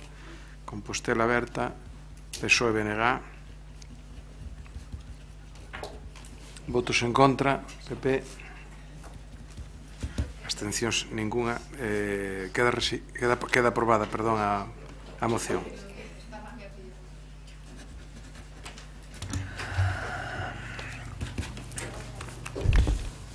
Pasamos á moción conxunta Compostela Aberta, PSOE e BNG sobre a falta de accesibilidade no ámbito sanitario galego que justificou a intervención do representante da Asociación de Persoas Sordas de Santiago de Compostela. Solicitouse hoxe, dada unha emenda de adición do BNG, a votación por puntos, que foi aceptada, e se non teñen inconvinte, pois imos polos propoñentes de maior a menor na presentación e acabamos no PP, ou como queirades, me dá igual, a hora de facer defensa. Empezas ti, Concha. 4 minutos. Vai. Bueno, moi boa tarde, aínda que non nos acompañen neste momento, gustaríame saudar a José Antonio Pais e a todas as persoas da Asociación de Persoas Xordas de Santiago de Compostela por achegar a todos os grupos desta corporación esta moción e por defendela aquí. Tamén aproveitar para saludar a intérprete de lingua de signos que permitiu superar as barreiras de comunicación e garantir o dereito efectivo de participación das persoas xordas neste pleno de hoxe. Bueno, a accesibilidade, como ben lembrou Julio Louro de ACEM e, por suposto, José Antonio Pais, non só ten que ver con rebaixar beirarrúas e superar barreiras arquitectónicas, ten que ver fundamentalmente co acceso a dereitos e oportunidades, a garantir unha vida digna e sin discriminación para todas as persoas. O marco normativo está claro e é ben extenso, empezando pola Convención de Dereitos Humanos, a Convención de Persoas con Discapacidade e xa a nivel estatal a coñecida como Lei Lindau, Lei de Igualdade de Oportunidades, Non Discriminación e Accesibilidade Universal de 2003. Tamén a lei pola que se recoñece a lingua de signos española e a lingua de signos catalana, que é de 2007, xa no marco galego, a Lei de Accesibilidade de Galicia, que é de 2014. Un marco normativo tan claro, tan extenso como incumprido. A Lindau, a Lei de Igualdade de Oportunidades, Non Discriminación e Accesibilidade Universal de 2003, establecía como prazo máximo para que todos os servizos e entornos fosen accesibles decembro de 2017. E a esta altura a realidade móstranos, como viñeron a destacar aquí as persoas xordas da Asociación de Persoas Xordas de Compostela, que pois isto é un horizonte aínda non conseguido, que a accesibilidade real, efectiva, non está garantida en ámbitos tan fundamentais como o ámbito sanitario.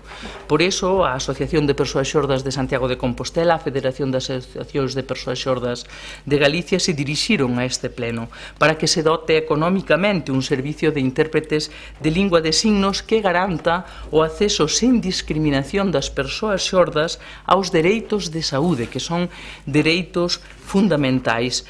Para isto, efectivamente, ademais de unha lei, ou tres, como aquí relatamos, que prevén o acceso universal a todos os servizos e a todos os dereitos, fan falta recursos económicos, dotación económica e prazos. Bueno, en canto á emenda de engádega que propón o BNG, aceptámola pola nosa parte, votarémola a favor, por ser necesaria e oportuna, porque se poñería recuperar, recoñecer e pôr en valor un patrimonio inmaterial tan importante como é unha lingua propia, a lingua de signos galega, coa que se comunican as persoas xordas do noso concello e, por suposto, do noso país, e que lle pode permitir acceder a dereitos fundamentales de comunicación, de saúde, pero tamén de participación social e política.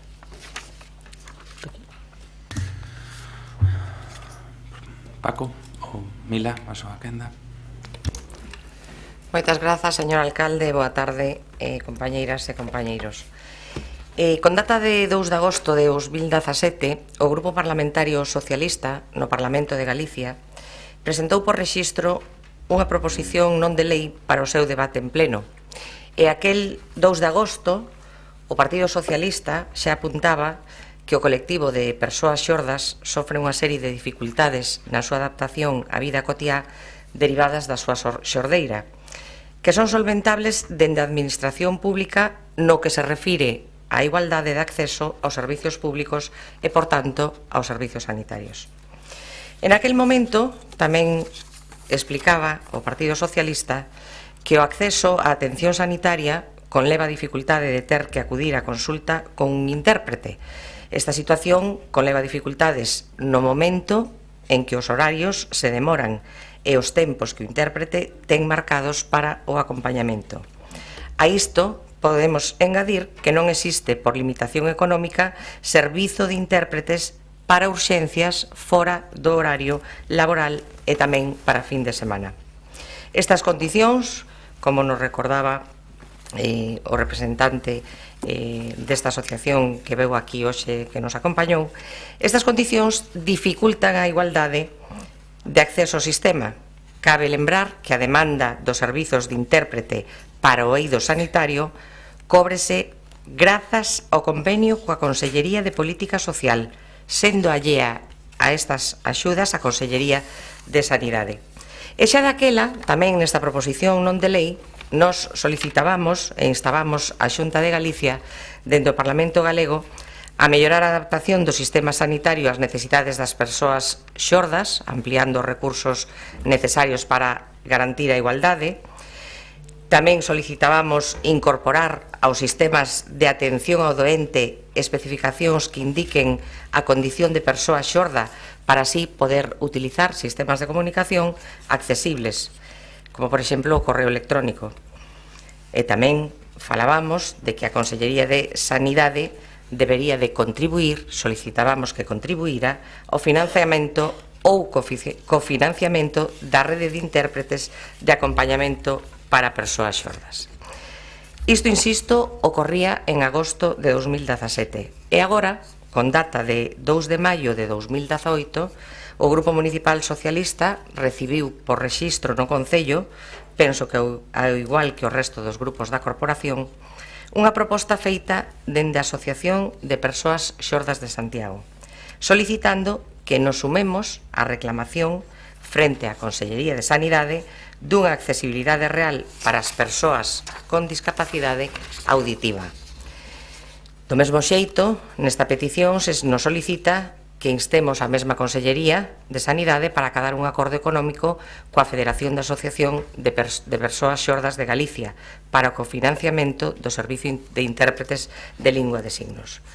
Polas circunstancias que levo expresadas con anterioridade nesta intervención, cando fixe en referencia a proposición presentada polo Grupo Socialista no Parlamento Galego e facendo fincapé en que consideramos que resulta necesario garantir a igualdade de acceso e de trato ao máximo nivel posible, e polo que presentamos esta moción conxuntamente con Compostela Aberta e co BNG.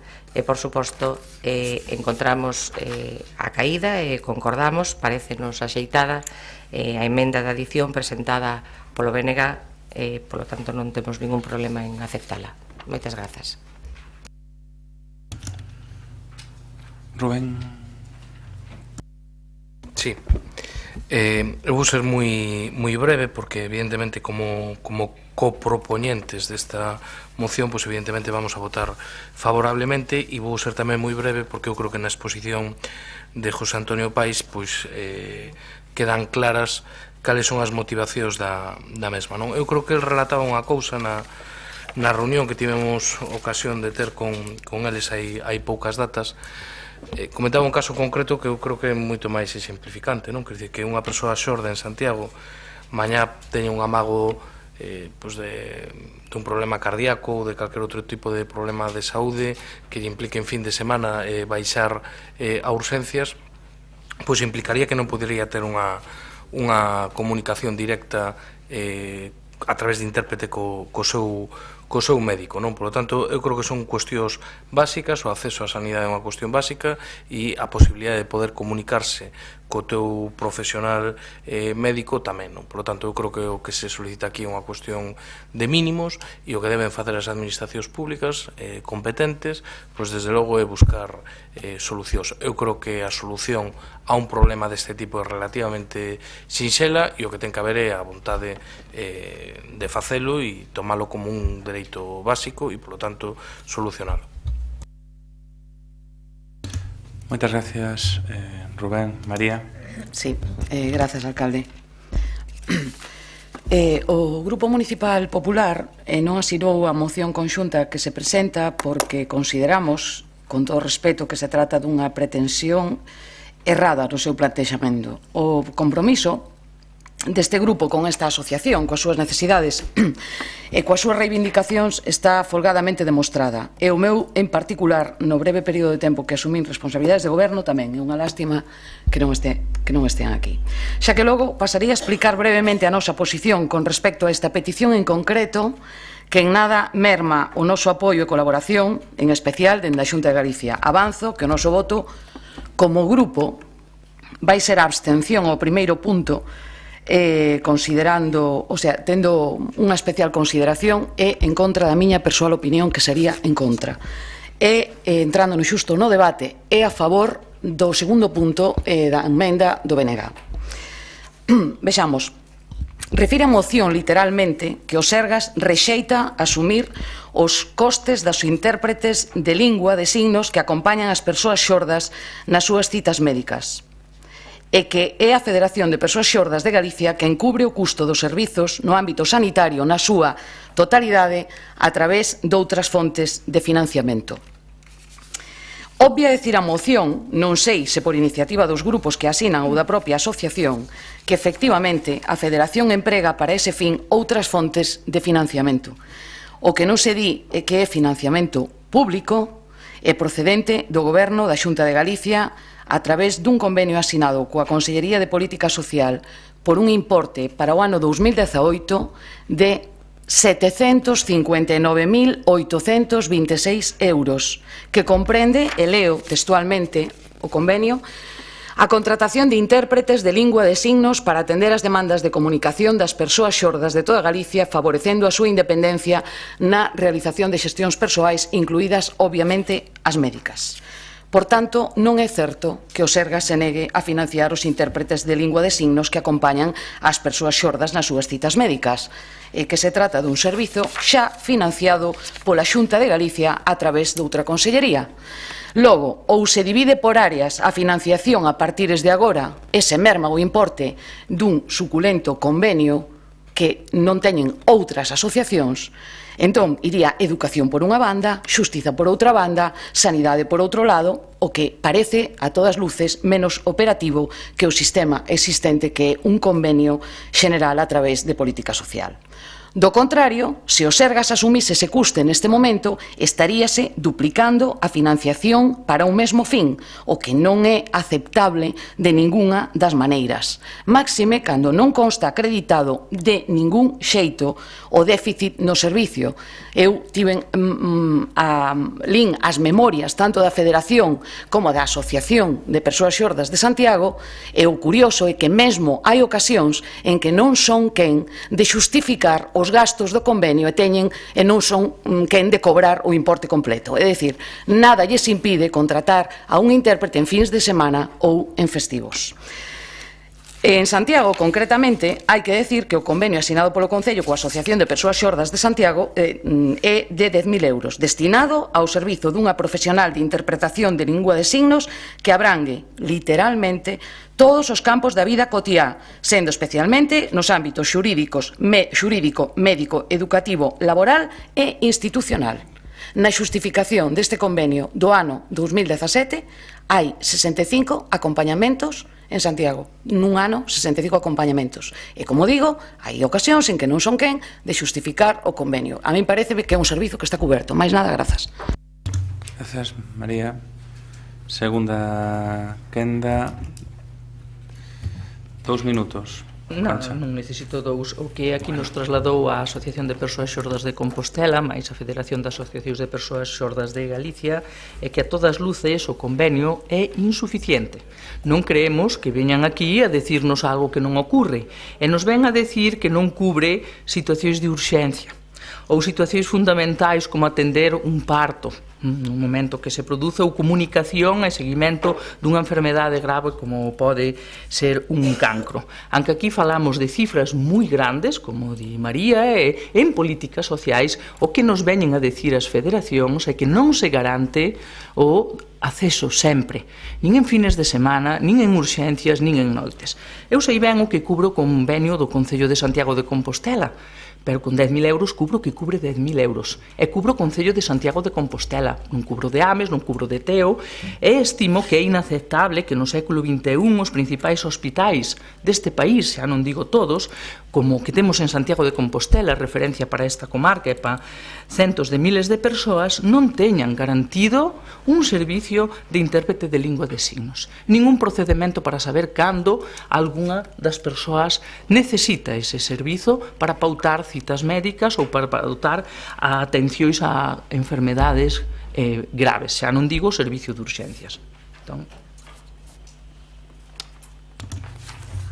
Mila, algo que engadir? Rubén, algo que engadir? Para que engadir. Vale, pasamos a votación. Votación por puntos, señor secretario, incluído a emenda de adición. Non sei cantos son... Bueno, a emenda entendo aceptada por os propoñentes, según sí. Entón, se queren votar por uno, sería o punto o que vai na proposta original, e despois o segundo punto entendo que é a emenda. Entonces, votos a favor do primeiro punto da moción número 178, Compostela Aberta, PSDG, PSOE, BNG en apoio e reivindicacións de asociacións de persoas sordas en Santiago de Compostela, a PSSC, sobre a falta de accesibilidade no ámbito sanitario galego. Votos a favor deste primeiro punto. Compostela Aberta, PSOE, BNG. Votos en contra? Ningún. Abstencións? Grupo Popular. Bien. Entón, votos a favor da segunda parte, que é a emenda do BNG. Votos a favor? Unanimidade. Pasaríamos a punto 6 das mocións, que quedaría aprobada el conxunto. Moción do Partido Socialista relativa á Sociedade Estatal de Correos e Telégrafos, que ten unha emenda do BNG que teñen que clarizar se aceptan ou non aceptan, registrado 24 do 5. Se fan defensa, señor Paco Reyes. Grazas, señor alcalde, novamente boa tarde. Bueno, a partires dos recurtes que ten padecido os diferentes sectores da nosa administración pública, dos servizos públicos, por mor da crise económica e das políticas, neste caso recurtes dos gobernos do Partido Popular, atopámonos unha serie de problemas de falta de recursos no que é o servizo de correos e telégrafos a nivel de todo o Estado.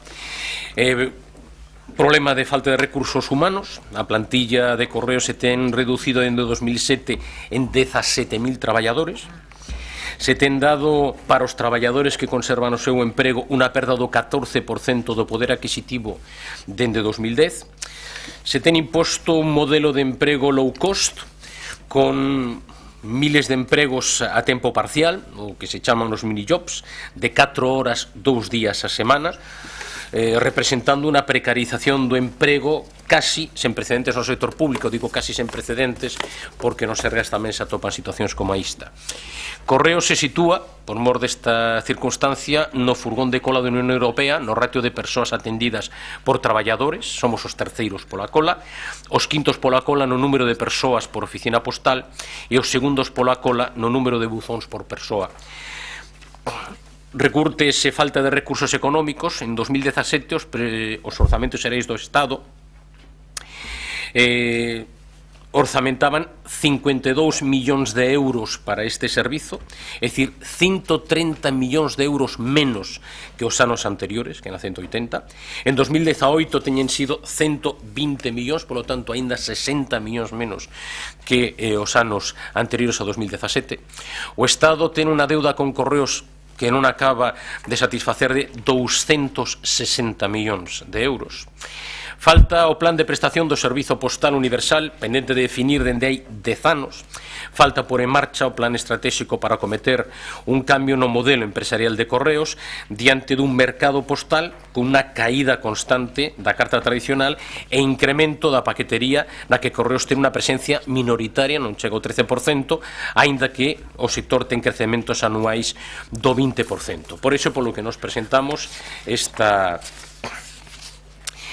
moción. Non vou ler, porque todo o mundo o leu, todas os elementos da proposta de resolución. Con respecto á emenda do Bloque Nacionalista Galego, nos aceptaríamos todos os puntos agás do punto sexto, porque claro, a derogación do Real Decreto 503/2007 e que iso é a transposición da Directiva Comunitaria 97/67, que a coñecida como Directiva Postal, relativa ás normas comuns para o desenvolvemento do mercado interior dos servizos postais da comunidade e a mellora da calidad do servizo. Claro, se o que facemos é unha transposición, pois non podemos asumir que rexeitamos esa transposición da Directiva Comunitaria. As demais as asumiríamos.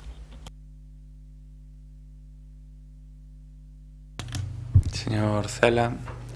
Sí, moitas gracias, señor alcalde. Bueno, pois nos tamén encantados de aceptar esta emenda in voce do Grupo Socialista e... Ahora ya, claro, me miro o secretario con cara de como queda isto. A emenda completa do BNG aceptase menos o último dos puntos e aceptan a transacción. Sería unha transaccional. Perdón, sorprendíame porque con respecto falaba de que presentaban a emenda. Bueno, está aclarado. É a lenguaxe. Sí, entendo. Señor Cela, gracias, señor alcalde. É unha emenda de engádega que o que fai basicamente é instar ao Goberno do Estado español, e eu creo que con isto estaríamos todos e todas de acordo, a contar pois coa representación dos traballadores e das traballadoras, tanto do personal laboral como funcionario, contar cos grupos políticos con representación no Congreso dos Diputados e tamén cos grupos políticos con representación no Parlamento de Galiza, desde a perspectiva de non excluir ningún tipo de representación pois que poida permitir pois o maior coñecemento pois das dificultades específicas pois de cada territorio, das súas peculiaridades, pois coa intención evidente pois de poder mellorar un servicio público que nós desde logo como grupo político entendemos que é básico tamén desde unha perspectiva incluso de cohesión social, non? Este é un servicio pois que ten unhas peculiaridades no noso concello evidentes, non? É un servicio que sufriu pois todos os recortes de plantilla que se teñen sufrido pois aquí e en outras partes de Galicia e do Estado español, pero que aquí a maiores pois do que ten que ver pois con mermas nas condicións laborais, salariais, que se viron conxelados e demais, pois no caso do plan empresarial de Correos para Compostela pois hai unha especificidade como é, por exemplo, o ámbito do traballo vinculado ao Camiño de Santiago, non? Co tema de envío de mochilas ou de bicicletas, e outros particulares pois, que supoñen un aumento de traballo sen que eso se vira compensado de outros xeitos, non? E tamén merecería unha consideración especial, temos falado máis desta empresa tamén neste pleno municipal, o feito de que a maior empresa que competía directamente con Correos, como era Unipos, pois acabara pechando e na práctica Correos asumindo unha sobrecarga de traballo sobre o que viña realizando sin que eso tivera ningún tipo de elemento correctivo, non? Hai outra cuestión que ten que ver co servicio prestado no rural, que no caso de Compostela pois estamos vendo como se produce unha concentración de unidades de reparto rurais pois, no polígono de Costa Bella, deixando sin oficinas de atención ao público a concellos limítrofes onde estaban antes pois, establecidas esas oficinas, e todos estes condicionantes xunto coa política de recargos que fai a empresa sobre os traballadores e traballadoras pois ten como consecuencia que se incumpra o reparto diario 5 días a semana en cada domicilio, como así que exixe pois, a actual legislación postal, non? Co cal para nós o que sería imprescindible sería, por suposto, exixir este condicionante como unha medida de calidade ao cidadán, non? Aínda abogando pola continuidade empresarial desta empresa pública, entendemos que non debe remitirse a súa viabilidade o propio beneficio empresarial, pois parte deste beneficio pois, recae na propia cidadanía a hora de recibilo como un servicio público e, polo tanto, pois, que estaría tamén ben reforzar no plano económico tamén a través dos propios ingresos públicos e non só os privados, non? Por lo tanto, votaremos favorablemente a esta moción do Grupo Socialista que a inclusión da parte fundamental da emenda que propuxo o noso grupo. Moitas gracias. Quen fai defensa por parte do Claudio Montiel? Buenas tardes, señor alcalde y compañeros de corporación. Me complace sobremanera que el Grupo Socialista se sume al resto de grupos de izquierda de distintos ayuntamientos españoles que han decidido hacer una planificada causa común en la defensa de la Sociedad Estatal de Correos y Telégrafos. En un primer momento pensé que el texto que presenta el señor Reyes... Claudio, achega un poquinho o micro porque te has virado. Era directamente extraído de la moción similar que Izquierda Unida acaba de presentar hace poco en el Ayuntamiento de Ávila. Pero más tarde pude apreciar también que contenía abundantes extractos de la interpelación del senador del Grupo Parlamentario Socialista de 25 de mayo del 17, señor David Delgado Jiménez, y quiero pensar y me imagino que solo se trata de una coincidencia literaria y nunca un intento de actuación orquestada contra el gobierno del PP. Por ello, no me complace tanto la visión catastrofista que el señor concelleiro realiza acerca del futuro de la Sociedad Estatal Correos, en la que no coincido. El operador postal Correos gestiona dentro de su capacidad de organización los recursos disponibles con criterios de eficiencia que requiere el carácter público del servicio que realiza, efectuando cuantos estudios son necesarios y en los que se analizan las diferentes variables que influyen en su prestación, así como los cambios en la estructura sociodemográfica de la población o la evolución de los envíos generados, entre otros. Correo reordena tanto sus recursos como sus efectivos, ampliándolos o ajustándolos según las necesidades detectadas en dichos estudios, garantizando en todo caso el cumplimiento de las obligaciones establecidas por la normativa vigente. Las reducciones de personal de las que habla el señor Reyes y que en su mayor parte han venido teniendo lugar con un elevado número de jubilaciones y prejubilaciones han sido compensadas con un aumento de la contratación mediante bolsas de empleo propias y la convocatoria casi anual de varios miles de plazas de carácter fijo. Es más, la nueva convocatoria que va a salir ahora en septiembre-octubre contempla la nueva contratación con carácter indefinido de varios miles de trabajadores, lo que sin duda marcará una garantía de futuro y no la incertidumbre a la que su escrito hace referencia. Es bien cierto que el mayor activo de esta empresa es su personal, y puedo asegurarle que se hace lo posible por cuidarlo con planes de prevención anuales, tanto sanitarios como de accidentes, así como planes de formación continuada constantes.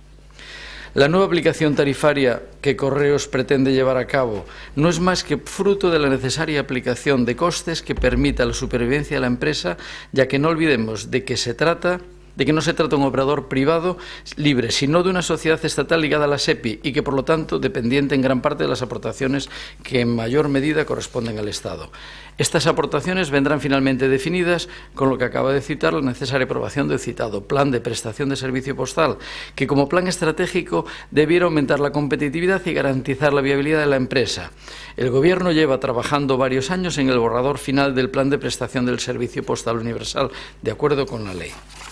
Gracias a todo esto y los planes en marcha, que no cito porque serían otras 3 hojas que tenía aquí, Correos es una empresa viable y de las principales del país por su capilaridad, cobertura territorial y por el número de empleados. Además, está saneada, sin endeudamiento financiero y frente al escenario de caída de la actividad postal, está implementando políticas claras, concretas y de diversificación de los ingresos que han aportado importantes beneficios en los últimos años. De hecho, ya desde el 2016, Correo logró incrementar la cifra de negocio tras varios años de descenso.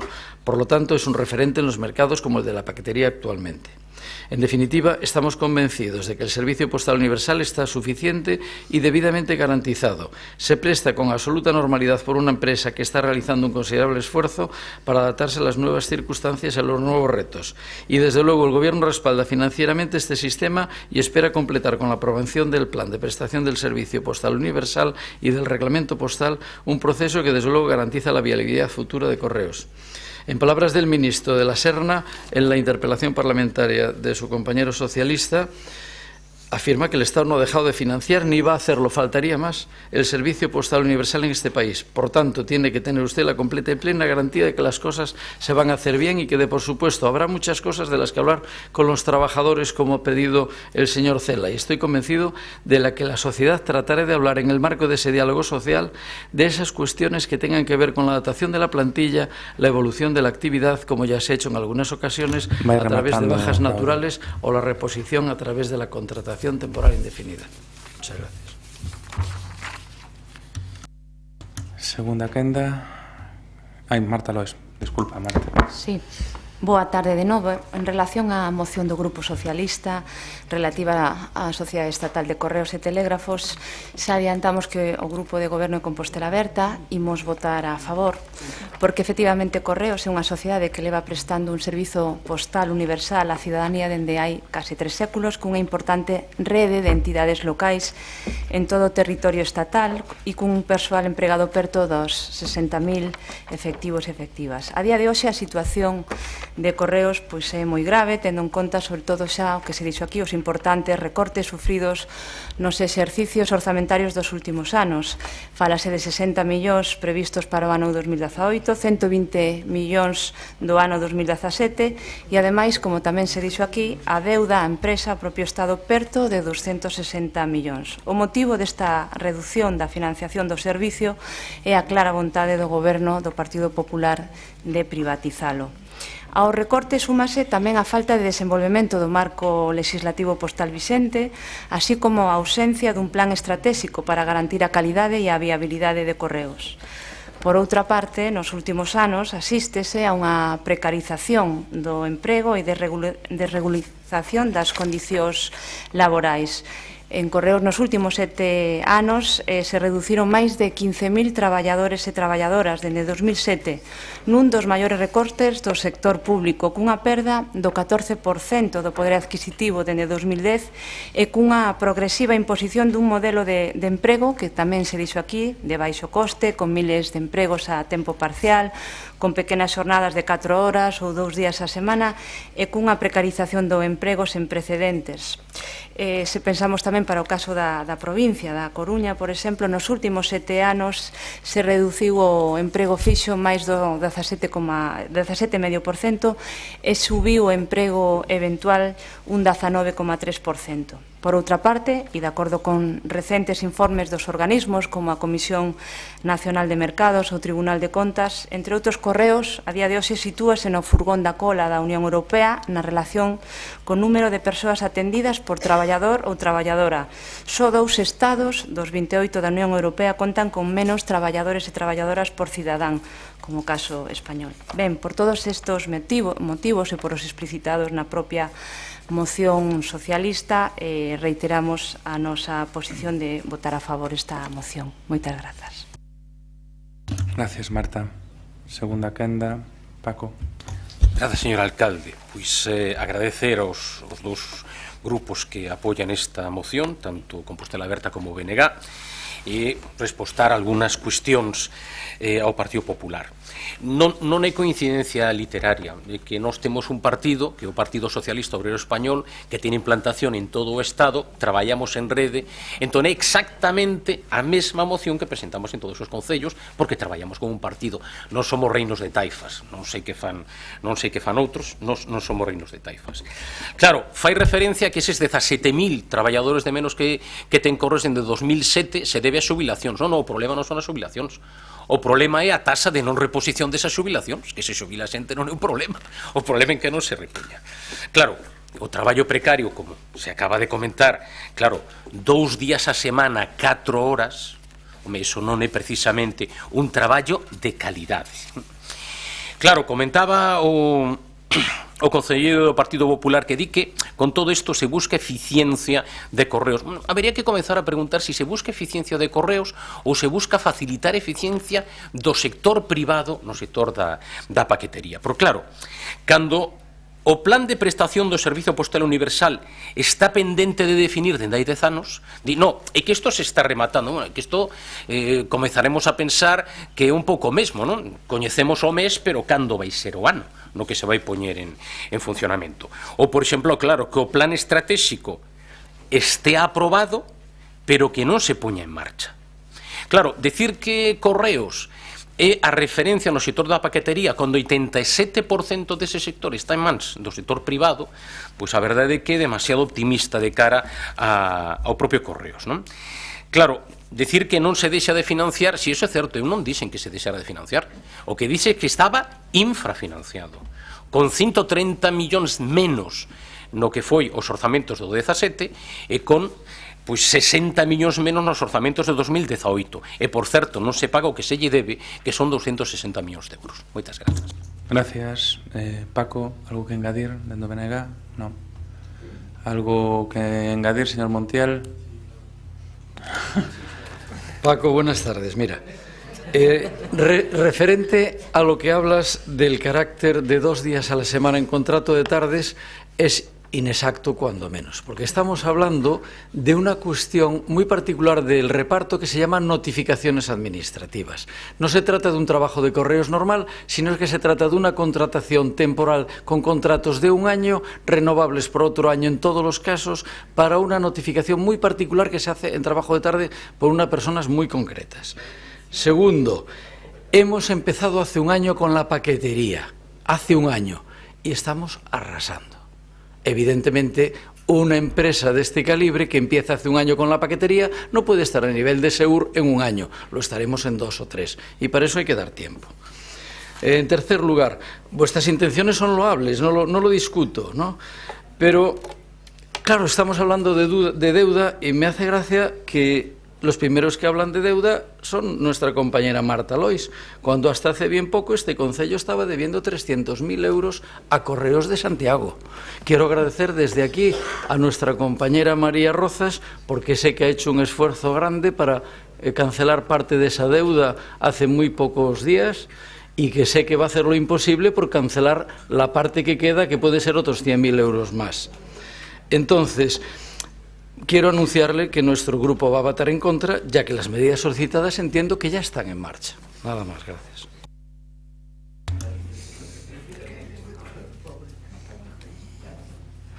Marta, ¿algo que añadir? Señor Montiel, simplemente engadir tamén un dato en relación á precarización do emprego. Para o caso do Centro de Tratamento Automatizado de Lavacolla, ao que chega o corrente procedente de fora de Galiza, hai un expoñente tamén claro do que é a precarización e a pérdida de plantilla e o seu envellecemento para Compostela. Ali existen contratos tamén con xornadas parciais nas que o turno de noite comeza a 1:30 da mañá e saen ás 5:30, o que terá que a lo menos calificar a vostede tamén dun gran retroceso e precarización sen precedentes, non? Nada máis. Moitas gracias.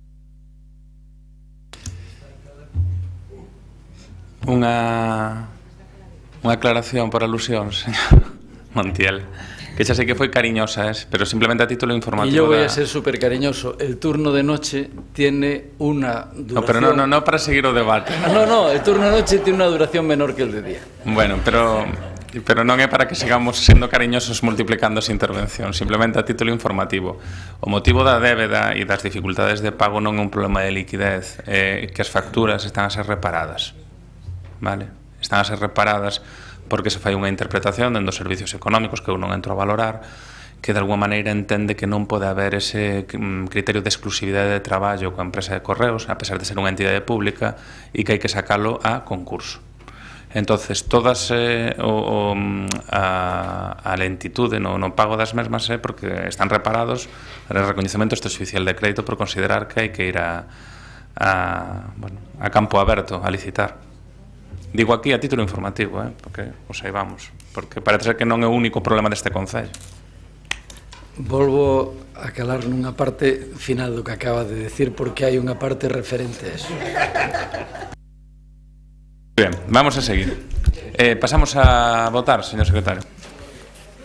Ben, está admitida la emenda del BNG, menos lo que el BNG chama o punto sexto.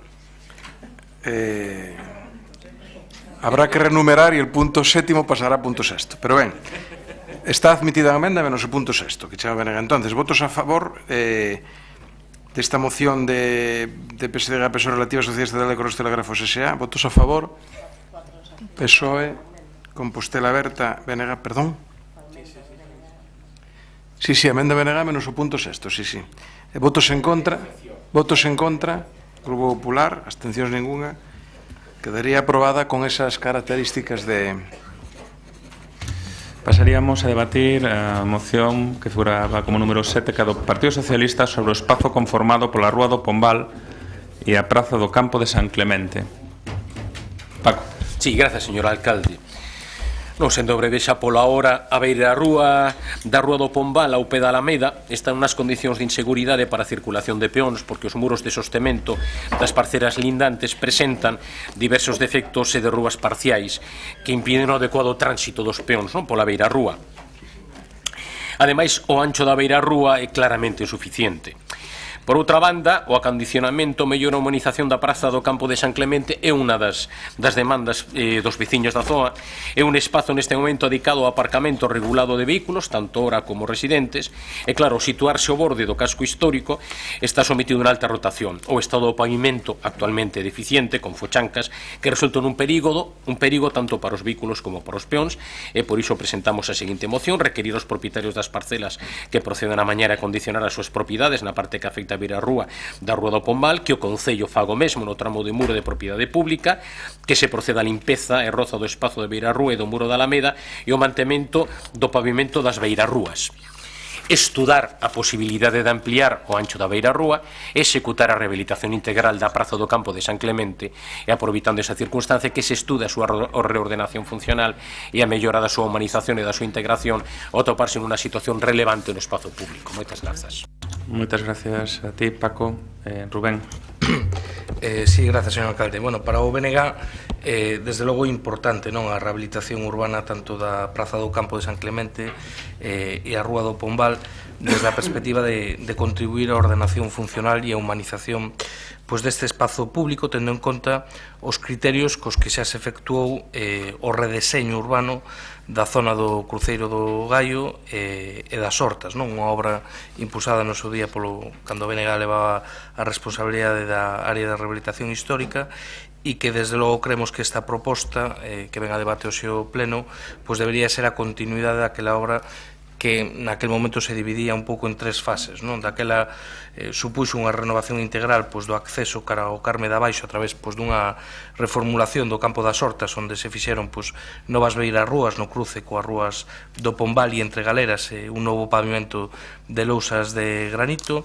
Na zona correspondente co principio de Poza de Bar e ca Rúa do Cruceiro do Gallo, a reurbanización tivo como un dos obxectivos recuperar espazos e humanizar a contorna, conciliar tamén o tráfico peonil co rodado e mellorar a relación entre o espazo privado e o espazo público. E a terceira zona reurbanizada neste ámbito foi a que se correspondía co campo e ca costa do cruceiro do Gallo, onde se eliminou o tránsito rodado de subida e acotouse a zona para aparcamento, pasando a beira esquerda e baixando a costa a situarse na beira dereita. Por lo tanto, nos consideramos que despois destas 3 fases de actuación compre proseguir nesa liña para conservar e adaptar as necesidades actuais este espazo co fin de mellorar a calidade de vida da veciñanza do barrio. Teresa. Bueno, nosotros también estamos de acuerdo con esta moción. De las 3 cosas que plantea, lo que más nos preocupa son los muros que lindan con la Alameda. Es bastante frecuente encontrarse pequeños desprendimientos cuando vas por la acera y pueden ser síntoma de un desprendimiento mayor. Con respecto al ancho de la acera de ese mismo lado, nos parece que en esa ronda y como en la otra ronda de la Almendra son puntos en los que el peatón siempre pierde cuando hay pelea por el espacio. Mucho nos encanta la movilidad peatonal y demás, pero cuando hay conflictos de espacio siempre pierde el peatón. Anchos de estas dimensiones en aceras transitadas son incontemplables. Estamos a 7 meses de que se agote el plazo para los ajustes razonables previstos en la orden de vivienda del 1 de febrero que fija las condiciones del espacio público y no hemos visto por parte del Ayuntamiento una planificación de cómo se van a acometer las reformas en estos lugares en los que realmente no se cumplen los estándares mínimos. Y esto se refiere tanto al ancho como al propio pavimento. Y por último, y con respecto a la remodelación de la plaza, que nos parece importante, pero el menos importante de todos, lo que sí que rogamos encarecidamente es que no haya ningún iluminado, que se proponga eliminar las especies arbóreas, como recientemente se ha planteado en la remodelación del parque de Belvís, del parking de Belvís. Pero a pesar de todo, a pesar de todas las cosas, estamos de acuerdo y votaremos a favor.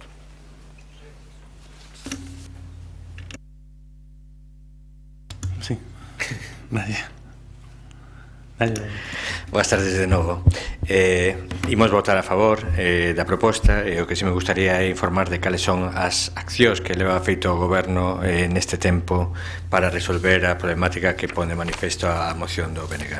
Con respecto ao mantemento dos muros e a limpeza, establecimos conversas cos dous propietarios das 2 parcelas colindantes porque recuperamos como idea un proxecto do Goberno anterior no cal se propoñía mellorar a accesibilidade.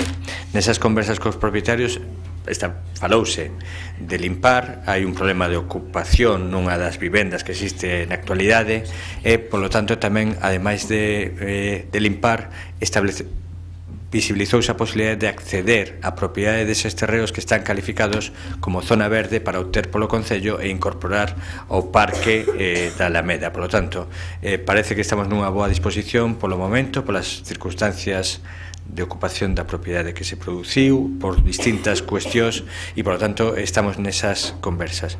É certo que aquel muro é un muro que ten desprendementos, había ese proxecto anterior que a cuantía ahora mismo parece excesiva, a beira rúa, tal e como di Teresa e como falaba Estina, non chega a ese 1,5 que sería o mínimo, pero para pasar a reordenar a sección viaria nese tramo entendemos que habería que definir moi claramente cal é o tráfico que contemplará o futuro PEMUS antes de actuar sobre a sección viaria.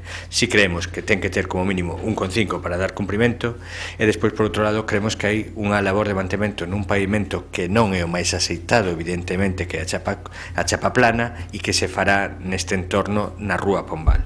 Por aclarar, haberá un traballo de mantemento, de limpeza, traballamos no futuro nesa construcción de muro e intentando acceder a algún convenio ca propiedade para comprar a través de convenio ou expropiación e incorporar ese tramo e ese acceso desde a Rúa Pombal.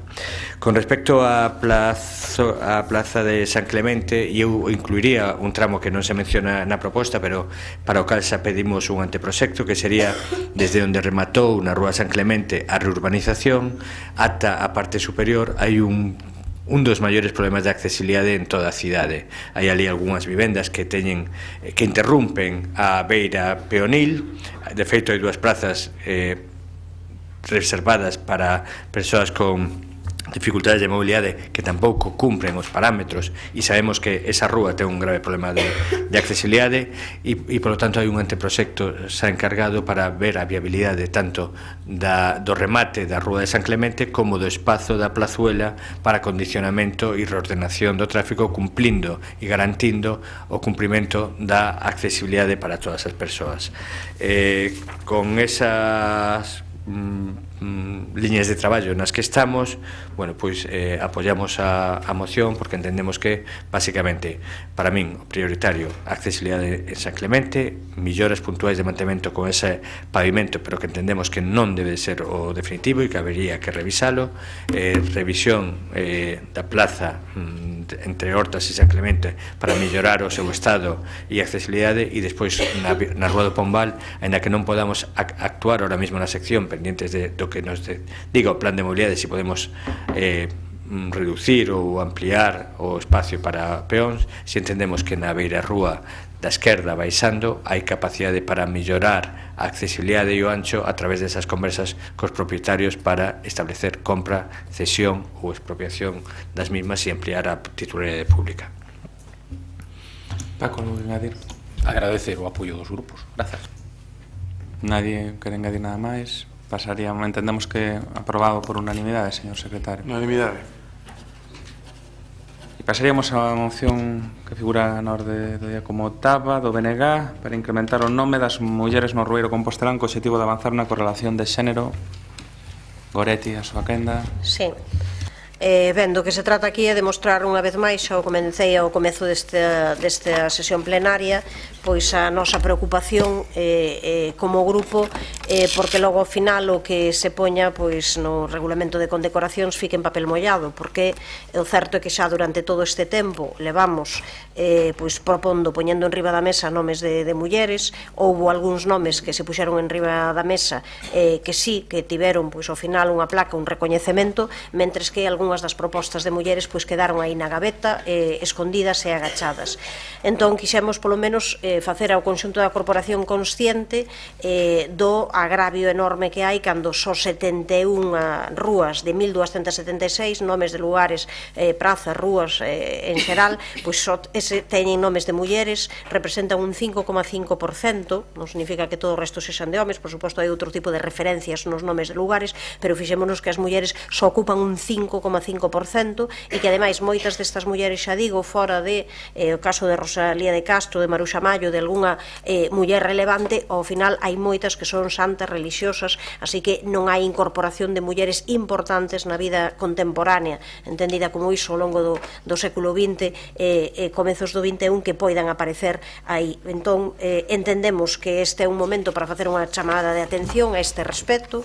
Non entendemos como aínda non se fixo nestes momentos o de dotar pois dunha praza pública a escritora Begoña Camaño de tantísima relación con esta cidade. Ademais, ha traído aquí xa ao pleno en setembro de 2015. Queremos polo menos que cando se chegue xa, por igual somos tan rápidos agora que somos capaces de xa pois decidir que haxa pro mes que ven unha reunión da Comisión de Condecoracións e de repente nos aparecen aprobados pois 20 nomes de, xa digo, todos de homes. Sei que hai moitas solicitudes ademais de persoas que xa digo, teñen máis que merecido o recoñecemento de teren unha rúa, mas ten que haber unha proporción que faga que justamente se presumimos de que Santiago de Compostela é un territorio de mulleres, iso tamén se ten que ver nas rúas da cidade, iso tamén ten que estar recoñecido nas prazas. Por iso é que, para non asustar ninguén e non aparecer, poderíamos traelo, se alguén o quere, o nome de 50 mulleres que se pudesen incorporar. Para non facelo iso, polo menos traemos 3 que entendemos que son absolutamente indiscutibles.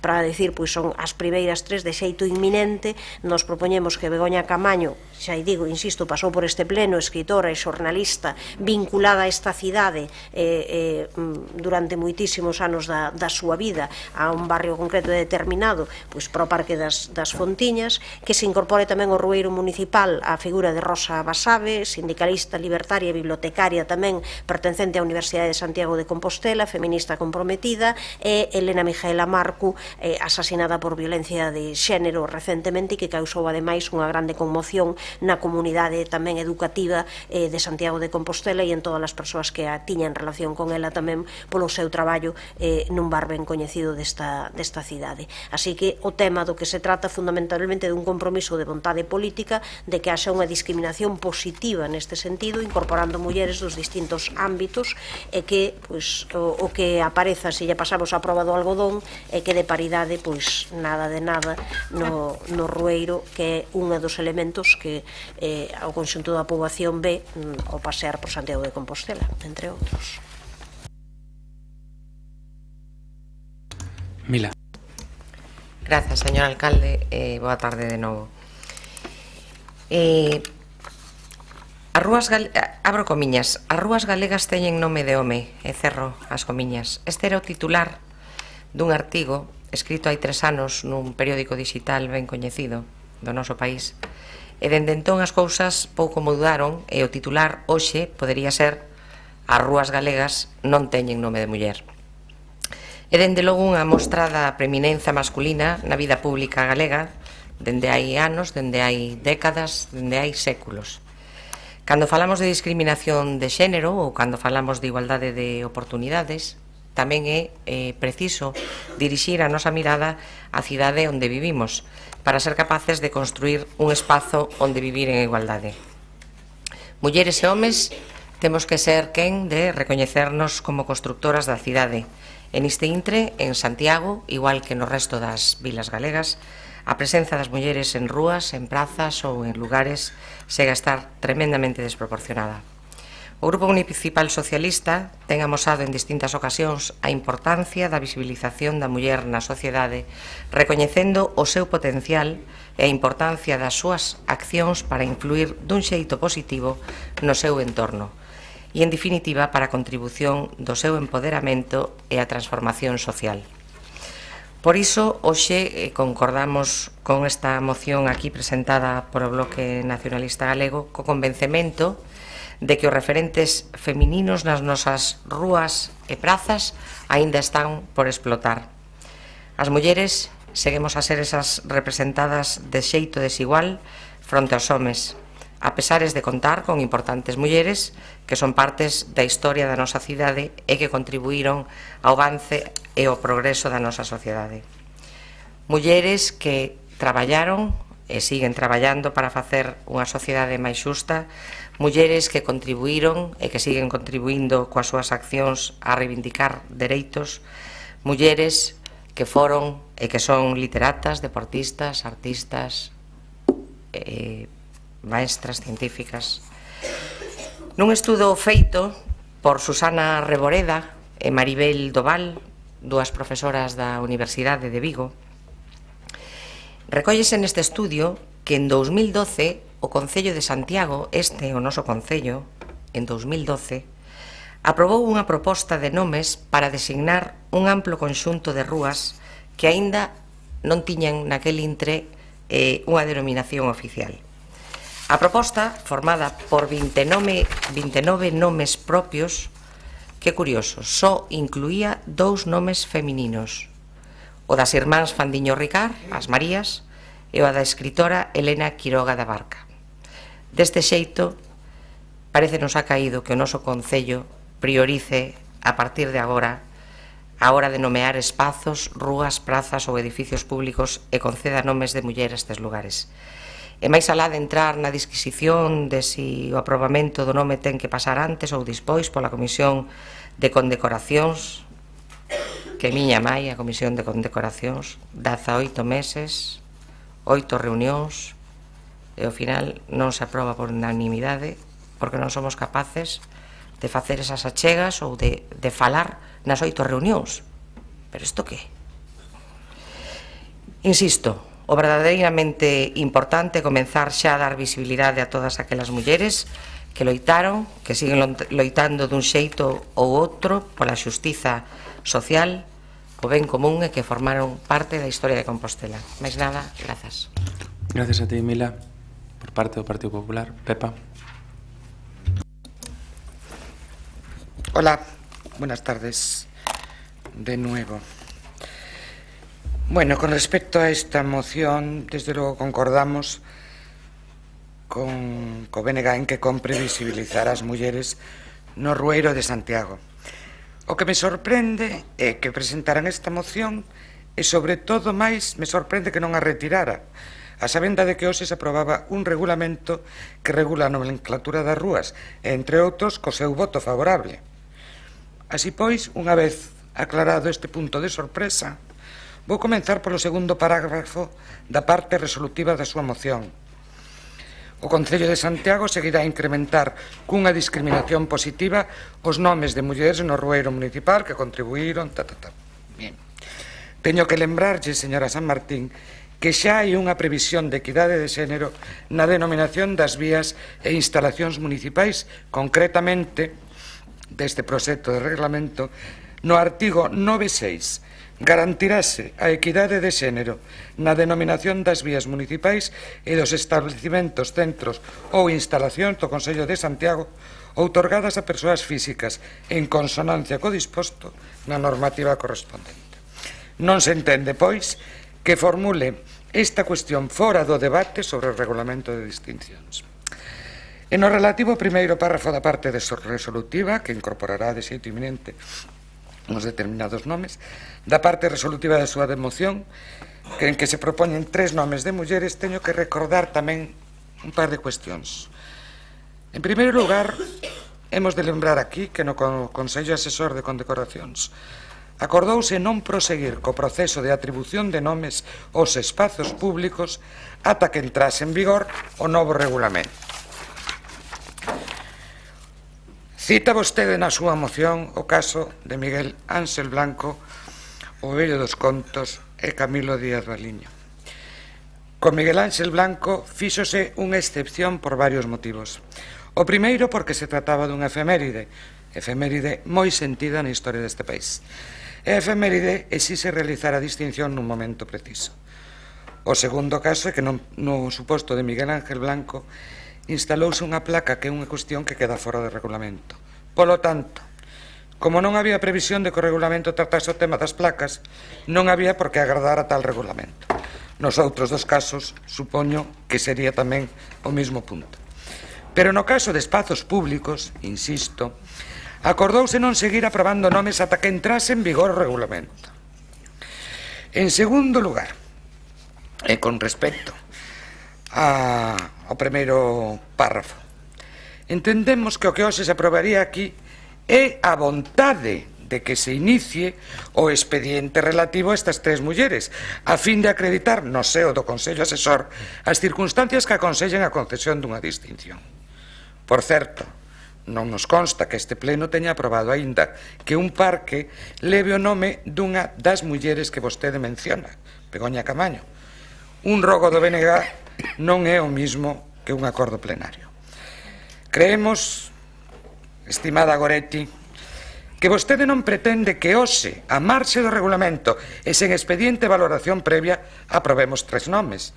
Entendemos que o que vostede pretende é instar ao alcalde a que asine a apertura deses 3 expedientes de acordo co previsto nos puntos 1 e 4 do artigo 10 do novo regulamento, pero lóxico sería agardar a que este en vigor. É cuestión de semanas.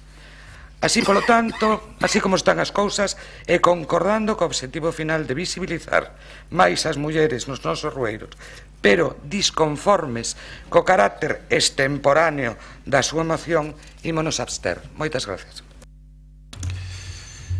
Goretti. Ai, Marta, non quero que fales hoxe, non sei por que. Marta, discúlpame. Además, teño denotado que ahora te tocaba a ti. Boa tarde de novo.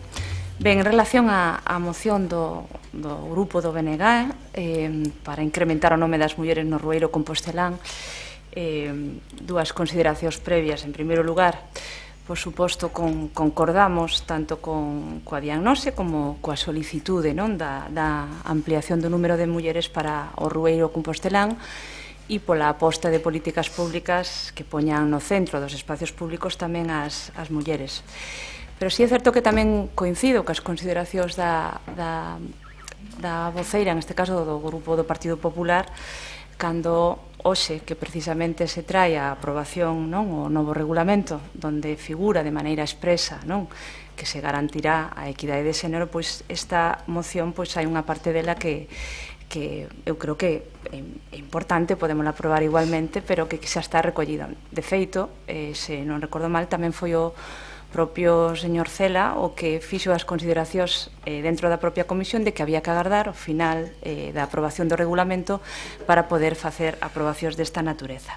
Ben, pero dito eso, un pouco abundando na propia diagnose, sí que me gustaría facer algunha serie de consideracións tamén importantes, porque según amosan os datos da toponimia urbana de Santiago, pois efectivamente se confirma ese claro ámbito de desigualdade. O total dos viarios que homenaxean a figuras femeninas constitúen unha porcentaxe que non chega nin ao 10%, un 9,2%, que é un terzo dos que homenaxean as figuras masculinas, no Rueiro Compostela un 27,1%. Por outra parte, tamén, un pouco en concordancia co que dicía a señora Goretti, a maioría das toponimias urbanas femininas están referidas a figuras religiosas, pero non a personalidades históricas eclesiásticas femininas con poder, sino que falamos nos rueiros de santas, de virses, de señoras de fillas de irmáns ou de personaxes bíblicas, reafirmándose dun xeito e dun rol asignado históricamente a través dos séculos según o sexo. Pola contra, no caso masculino, o motivo principal de recoñecemento ten que ver con méritos de persoeiros civís, de homes relacionados con postos de poder ou recoñecidos intelectuais e profesionais, representando no seu caso unha mostra de perfiles moito máis variados, diversos, dos que as mulleres. Este feito claramente amosa tamén un sesgo androcéntrico, unha metodoloxía de recoñecemento institucional sesgada, machista, e estos foron mecanismos que, sen dúbida, trouxeron consigo peche, exclusión e limitación da incorporación da visibilidade das mulleres. Na propia página web de Territorio das Mulleres hai un artigo publicado en 2017 de María Novas, precisamente, que afonda neste estudo da toponimia urbana de Santiago, onde fai un balance dos rueiros e da falta de presencia de mulleres no mesmo. E é que a memoria do espacio público, por suposto, e de todos e de todas, é unha ponte entre o pasado e o futuro, e temos a obriga de resignificar na promoción dunha maior xustiza social e unha maior xusticia de xénero. Polo tanto, nese sentido, imos apoiar esta moción que vinculamos tamén a esa certa incoherencia con relación á aprobación do regulamento. Dito isto, antes de pechar en estes últimos segundos que me quedan, sería tamén xusto recoñecer que no marco das políticas públicas do Grupo de Goberno de Compostela Aberta nos últimos 3 anos, independentemente de non incrementar o número de rueiros con nomes de mulleres, sí que se fixeron avances importantes. Recentemente se apostou por unha instalación na praza de Mazarelos con Concepción Arenal, se fixo tamén unha homenaxe ás lavandeiras en Galeras, e hai un panel descritivo desa memoria histórica das mulleres, abriu a Casa das Mulleres co nome de Xoana Torres, e a futuro, moi breve, agardemos que tamén se abra e pecho o novo espazo educativo e do lecer María Miramontes, a nova ludoteca, e nese sentido hai que recoñecer que esas políticas públicas dese xeito máis amplio de ampliar o espacio público se están facendo. Nada máis, o noso voto a favor. Moitas grazas. Gracias. Sí, agradezo a posición a favor tanto de Compostela Aberta como do PSOE. Quero dicir tres cuestións únicamente. A primeira é que nese rogo realizado en setembro de 2015, penso, agora digo de memoria, que foi o propio alcalde quen contestou que sí, que se asumía o rogo por parte do grupo de goberno. Entón, entendo, revisarei a acta, pero o tema é que sí se asumía ese rogo por parte do grupo. Por iso, justamente, eu quería deixar constancia, cuidado, que se di unha cousa e logo hai outros recoñecementos de outras figuras, xa sabemos, mesmo algunhas excepcionais, eu non nego a excepcionalidade de ninguén. O que digo é que tamén había unha figura aí excepcional que tamén puido levar ese recoñecemento mesmo antes. Non podía incluir aquí, incorporará, que por suposto estaría, lóxicamente, son máis formalista do que pensan algunhas das persoas que interviron, o lóxico é que se isto fose despois desta aprobación, poría o Concello de Santiago incorporará segundo o regulamento pertinente tal, pero neste momento, no momento en que eu presentei, non estaba aprobado. Por lo tanto, non o poño, pero incorporará de xeito eminente, por lo tanto, xa se supón que segundo o seu regulamento, por suposto, pero eu xa o dixen na primeira intervención e vou non repetir agora. O problema é que, como sucede en todos os regulamentos, hai cuestións que parece que son interpretáveis e o regulamento pon garantirá a equidade e eu digo, como se vai garantir a equidade? Porque iso non está. Garantirá esa equidade a partir de agora, facemos tabula rasa, danos igual, ou garantirá esa equidade procurando un reequilibrio? E eu o que quero que haxa unha vontade política de que ese garantir signifique outra cousa. E son bastante escéptica, claro, non quero agardar a dentro de 2 anos a ver que pasa. Igual resulta que deixamos pasar o tempo e claro, isto non se vai solucionar, xa o sabemos, non en rapidamente, e quero comezar a poñer nomes en riba da mesa porque eu xa vexo que logo ao final coñezo perfectamente dentro da avaliación de solicitudes de recoñecemento mesmo posteriores a aquela en que foi aquí por un rogo asumido por parte do alcalde que esa incorporación se podería facer e saiu en distintos lugares. Ademais deso, pois todas as incorporacións que aparecen aí son de homes. Todas as solicitudes de recoñecementos que valorou a Comisión de Valoración, ainda que dixese a Comisión de Condecoracións, ainda que dixese deixámolo para despois, son de homes. Así que temos un problema, que eu quero que todo o mundo sexamos conscientes. Son escéptica. Bueno, polo menos na que me chegou a mí non está. Entón, claro, eu quero deixar constancia do meu escepticismo de se isto se vai garantir ou non. E prefiro adiantarme, xustamente porque se aproba hoxe, quero avisar hoxe de que non pode ser papel mollado como moita legislación referidas aos dereitos das mulleres.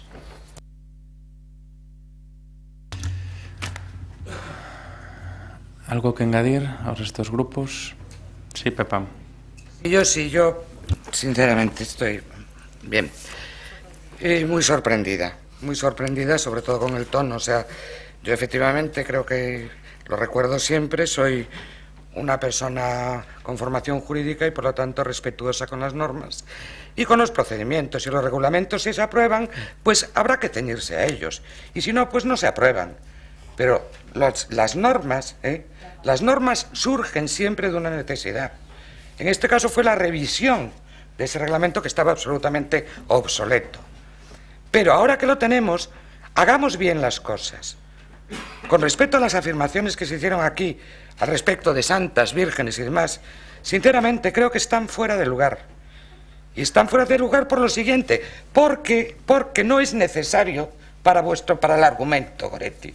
No es necesario, y por lo tanto creo que están fuera de lugar. Solo hay que mirar además la esencia de esta ciudad y la historia de esta ciudad, profundamente religiosa por la catedral y el apóstol. Por lo tanto, tampoco escupamos para arriba. Bien, y aparte de eso, lo último que ya quería decir, porque ya es que tiene gracia el asunto, es que la aprobación de los 22 nombres de que hablaba Mila en el año 2012, los 22 nombres que aprobaron fueron aprobadas con el voto favorable del PP y del PSOE y en contra del BNG. Entonces, seamos claros, propongan mujeres, nosotros también proponemos, porque hay muchísimas que se lo merecen. Entonces no hagamos exclusivo un terreno que es de todas, ¿vale? Un terreno que es de todas. Nada más, muchas gracias. ¿Quieres añadir algo, Marta? Vale. Pasamos a votar. Votos a favor da moción presentada polo Grupo Municipal de BNG para incrementar o nome das mulleres no Rueiro Compostelán con o objetivo de avanzar na correlación de xéneros. Votos a favor? Votos a favor, por favor. Compostela Berta, BNG, PSOE. Votos en contra, ningún. Abstencións, PP. Queda aprobada. A seguinte moción é do BNG para desenvolver unha actuación integral para a adecuación de servicios na Rúa da Fervenza e a Travesía da Fervenza. Correcto. Sí. Ben, tratase aquí dunha moción relativa a un barrio desta cidade que xa foi obxecto de distintas mocións por parte, ademais, de varios grupos, de grupos variados, a respecto de que é un barrio especialmente castigado por unhas obras, especialmente castigado por esa división terrible en que quedou o barrio, pola falta de humanización, un barrio sobre o que había que incidir, sobre o que, lógico, eu creo que hai unha débeda grande desta corporación, tamén de outras administracións, pero tamén desta corporación con ese barrio, e falando xustamente coa veciñanza de Conxo, pois no seu conxunto o que nos trasladan é que hai unha especie de punto cero, de lugar en que creen que sí que habería que facer realmente unha actuación absolutamente integral e que non é de recibo o estado en que se encontra, que é a rúa da Fervenza e a travesía da Fervenza, dúas rúas que para eles representan un pouco o abandono en que, ao final, por parte deste Concello se ten o conxunto do barrio. Entenden que esas rúas, tal e como se pode comprobar, carecen de determinados servizos, a iluminación, o saneamento, a suministración de auga, e tamén que hai problemas no asfaltado das rúas, que teñen problemas justamente tamén porque hai zonas distintas nas rúas que son zonas que se inundan con moita frecuencia. E, por tanto, o que pedimos, xa digo, trasladando neste caso unha demanda veciñal que nos fan chegar e que entendemos que é totalmente xusta, que se desenvolva, que se mire, que se estude, que se planifique, pero unha actuación integral urxente para estas dúas rúas da Fervenza e a travesía da Fervenza, e que se busque como se pode solucionar xustamente esas zonas que se inundan con tanta frecuencia. Paco. Gracias, señor alcalde. Pois, bueno, comezando polo último, no caso das casas sobre o Sar, que padecen, efectivamente, con certas crecidas, padecen certas anegas, mas é un tema bastante técnico e, ademais, que teñen moito que decir os servicios xurídicos. O digo porque zoa de protección de augas, pode haber casas que estean fora de ordenación precisamente por esa circunstancia, polo tanto é un tema, efectivamente, de estudo. Dende logo, o núcleo que conforma unha manzana interior entre Televés e o Sar, dende logo calqueira que faga un paseo por ali, ve que, evidentemente, hai que acondicionarlo e dotalo de servizos. Eso non é ninguna dúbida. Eu engadiría un par de cousas. Non é unha emenda, engadiría, falando do tema, que o acceso dende Campo de Conxo ata o núcleo de Fervenza agora é o acceso rodado ao Club de Conxo, non? Entón, habería unha proposta que sería conveniar co Sergas establecer un acceso interior pola parcela do Sergas, porque agora se obriga aos usuarios a circular pola rúa ata abaixo para acceder por unha porta específica. É un tema que se podería abordar. E despois a senda peonil do Sar e o acceso ao banquete de Conxo remata precisamente nas casas sobre o Sar, e aí sí que cabería que calmar o tráfico na pista de baixada, porque o certo é que moitas persoas agora caminan por ali para acceder ao banquete de Conxo, e a verdade é que sería unha mellora para todos os que percorren esa senda. E o noso voto, obviamente, favorable. Moitas gracias, Paco. Por parte do Partido Popular, María Antón. Sí, grazas, alcalde. Pois o novo grupo tamén vai apoiar esta iniciativa do Bloque Nacionalista Galego, porque entendemos que hai que equiparar servizos neste ámbito do barrio de Conxo. Como xa se dixo aquí, unha zona deficitaria en dotacións, é circunstancia que hoxe en día se ve todavía máis agravada como consecuencia da maior afluencia de persoas, de máis persoas que se engaden ao habitual tránsito da veciñanza. Os usuarios das instalacións deportivas, como se acaba de comentar, é un crecente número de persoas desde fai unhas semanas que van a disfrutar da senda habilitada nos terreos onde se celebrou o banquete de Conxo. Desta forma, esta rúa e esta travesa, que realmente son pouco máis de 600 metros, conforman desde fai séculos, décadas, un fondo de saco limitadas polo leito do río Sar, e ofrecen un acceso alternativo para o tránsito peonil, comenzando a percibirse un paulatino incremento de visitantes. Esta circunstancia fai que se evidencien todavía máis as carencias que se comentaban de accesibilidade, de aparcamento, de iluminación, en definitiva de todos os servizos públicos. Por iso entendemos que sí, que sería convinte planificar diferentes actuacións que lle dan resposta a estas necesidades e que axuden a mellorar as condicións dun enclave que, a pesar das súas limitacións ou as inadecuacións urbanísticas, ofrece un gran potencial ambiental paisaxístico desta ribeira do Sar. Muchas gracias, María Antón. Jorge. Bueno, concordamos na necesidade que ten este barrio da Fervenza, especialmente tamén a rúa da Travesa. De feito, temos reunido coa veciñanza, especificamente nesta contorna, e coñecemos as súas demandas en temas como asfaltado da rúa, que fixose unha reparación fai pouco, e sobre todo o máis grave que é o tema da recollida de augas con un punto negro de inundacións na parte da travesa da Fervenza, na travesa. Para eles o tema da senda peonil de Brañas é un avance, pero os seus problemas do día a día son máis a configuración urbanística do barrio e unha problemática de ser un núcleo bastante residual no seu momento, que a pesar das inversións que houbo en infraestructuras en formigonado das rúas, pois nunca chegou a darlle os servicios que eles demandaban. Creo que nas actuacións que fomos facendo recolleuse parte do que eles nos pedían, pero creo que hai algo moi importante que é precisamente os puntos negros inundables na parte inferior e que non ten unha solución fácil. Ca continuación da senda despois da Rúa da Fervenza, poderemos actuar e mellorar esa parte inferior, como decía, das traseiras da Rúa da Fervenza. Creo que ponse máis en valor cando se prorrogue por ali a dificultade urbanística de encaixe que teñen esas pezas. Como decía, somos conscientes da problemática, fixeron as peticións, recollimos parte das peticións e seguimos intentando dar resposta. Creo que a máis urxente sería resolver esa parte inundable na parte inferior, despois tamén limpar o talude que ten na Rúa da Fervenza para responder esas demandas. Mantemos o contacto cos veciños e imos facendo parte desas reclamacións, esperando contar cunha partida económica suficiente para resolver ese punto inundable que realmente é un dos máis graves que ten o barrio, que é na parte inferior na travesa da Fervenza. Por lo tanto, votaremos a favor, recoñecemos que é necesaria esa inversión e o que si iremos será planificando da forma que podamos dispoñer das actuacións, entendendo que, ainda que a senda para nós supón un gran avance, eles prefiren claramente que se acceda sobre os puntos que empeoran a súa calidad de vida, como son estos da inundación.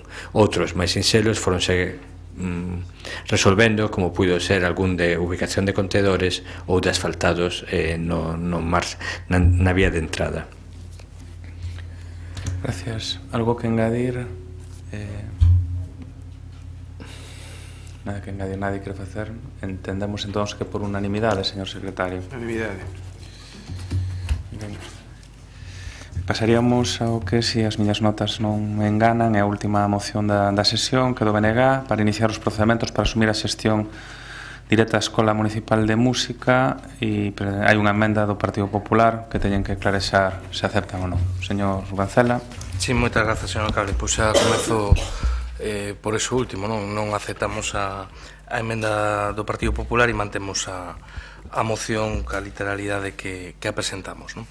Bueno, o primeiro que quero dicir é que a proposta de asumir a xestión directa da Escola Municipal de Música é unha proposta que o BNG non plantexa a raíz do actual conflito que hai na Escola Municipal de Música, senón que todos e todas as que estades aquí tedes moscoitado precisamente no inicio do debate da remunicipalización da hora do guindastre. Daquela, nós o que trasladamos é que apoiaríamos o grupo de goberno na remunicipalización da hora do guindastre, pero que desde o punto de vista do BNG ese non era o servicio ni máis urxente, ni máis necesario, ni máis interesante a remunicipalizar, e que para nós habría outros. E o primeiro sería, e o explicitamos aquí, precisamente a Escola Municipal de Música.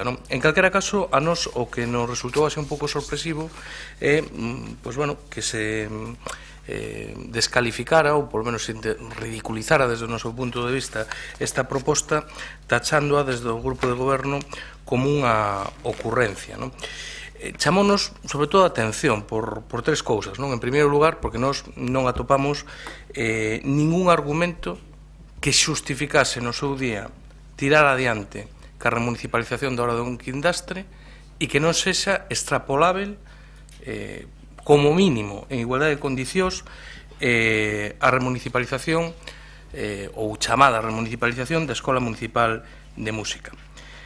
En segundo lugar, porque este servicio non ten ninguna das complicacións que sí que ten, como se está vendo e como seguramente se verá máis no futuro, o servicio da hora do guindastre. Aquí non hai parquímetros, aquí non hai parcelas, aquí non hai guindastres, aquí non hai que liquidar un contrato cunha empresa que non abonaba os canons.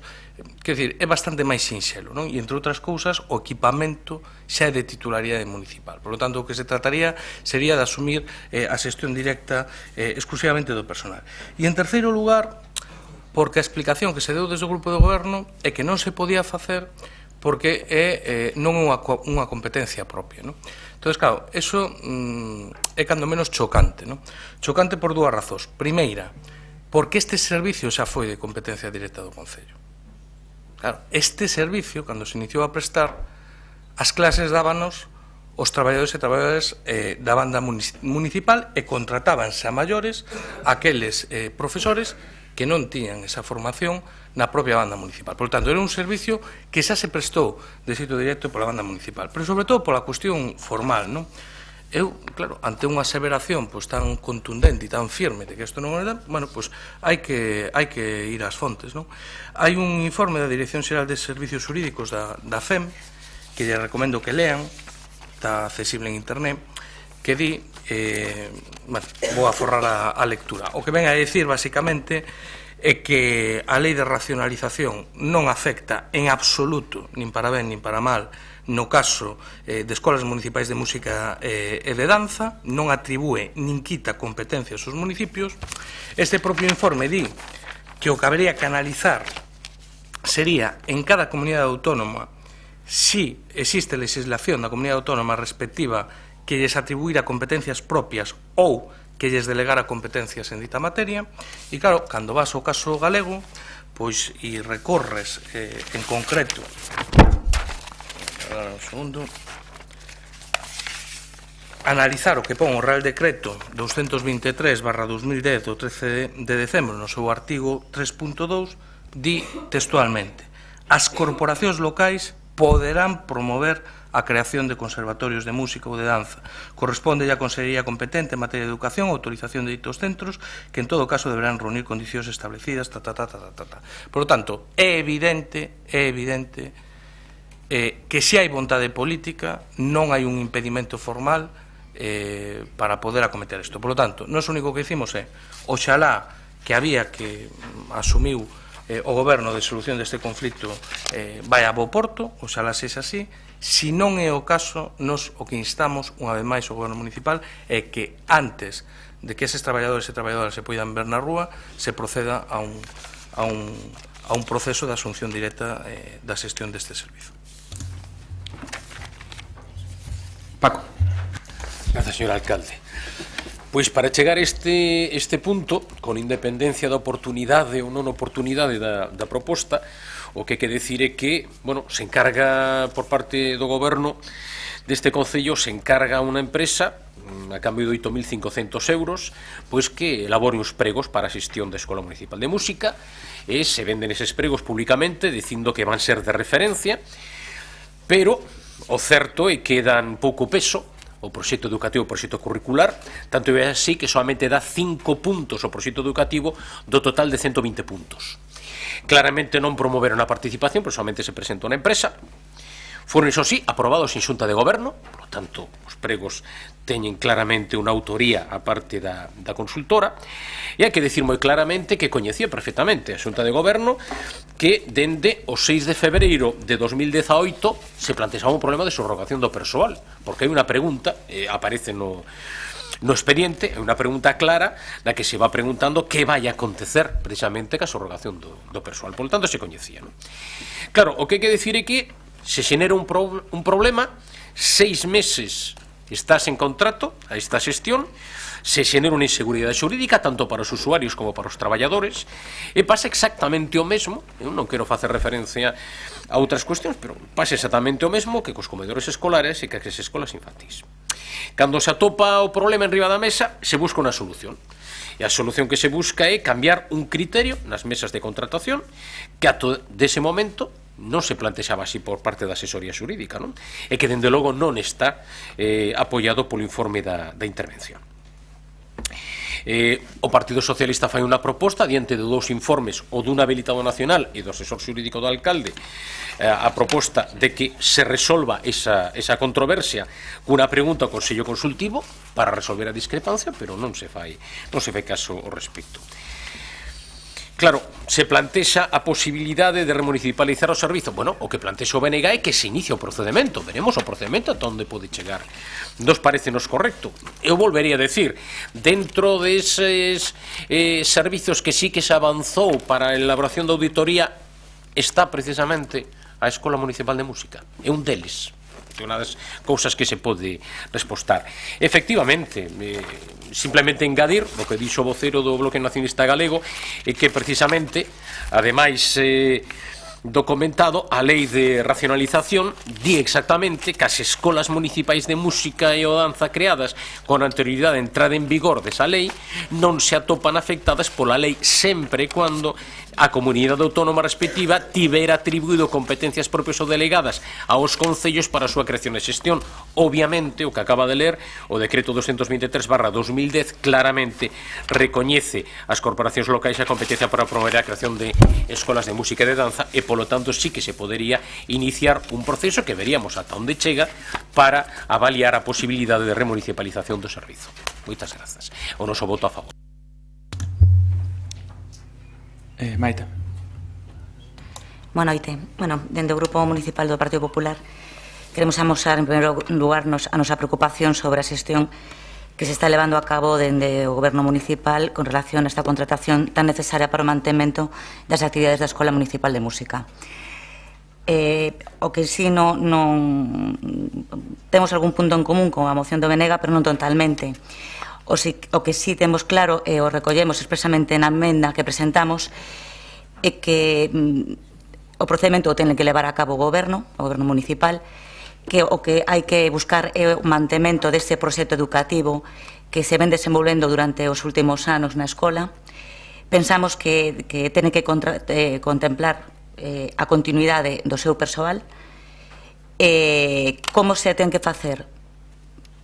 Pois pode ser unha nova contratación con un novo plego que contemple estas cuestións, ou podería ser tamén, que non descartamos, o que sería remunicipalización que le chamamos agora, non? En calquera caso, que temos que buscar? Ofertar un servicio público que sexa de calidade e que atenda esos principios de equidade social e rendabilidade. Eso sí, os correspondentes informes, estudios previos a tomar calquera decisión ao respecto. Máis nada. Nos imos a abstenernos na votación.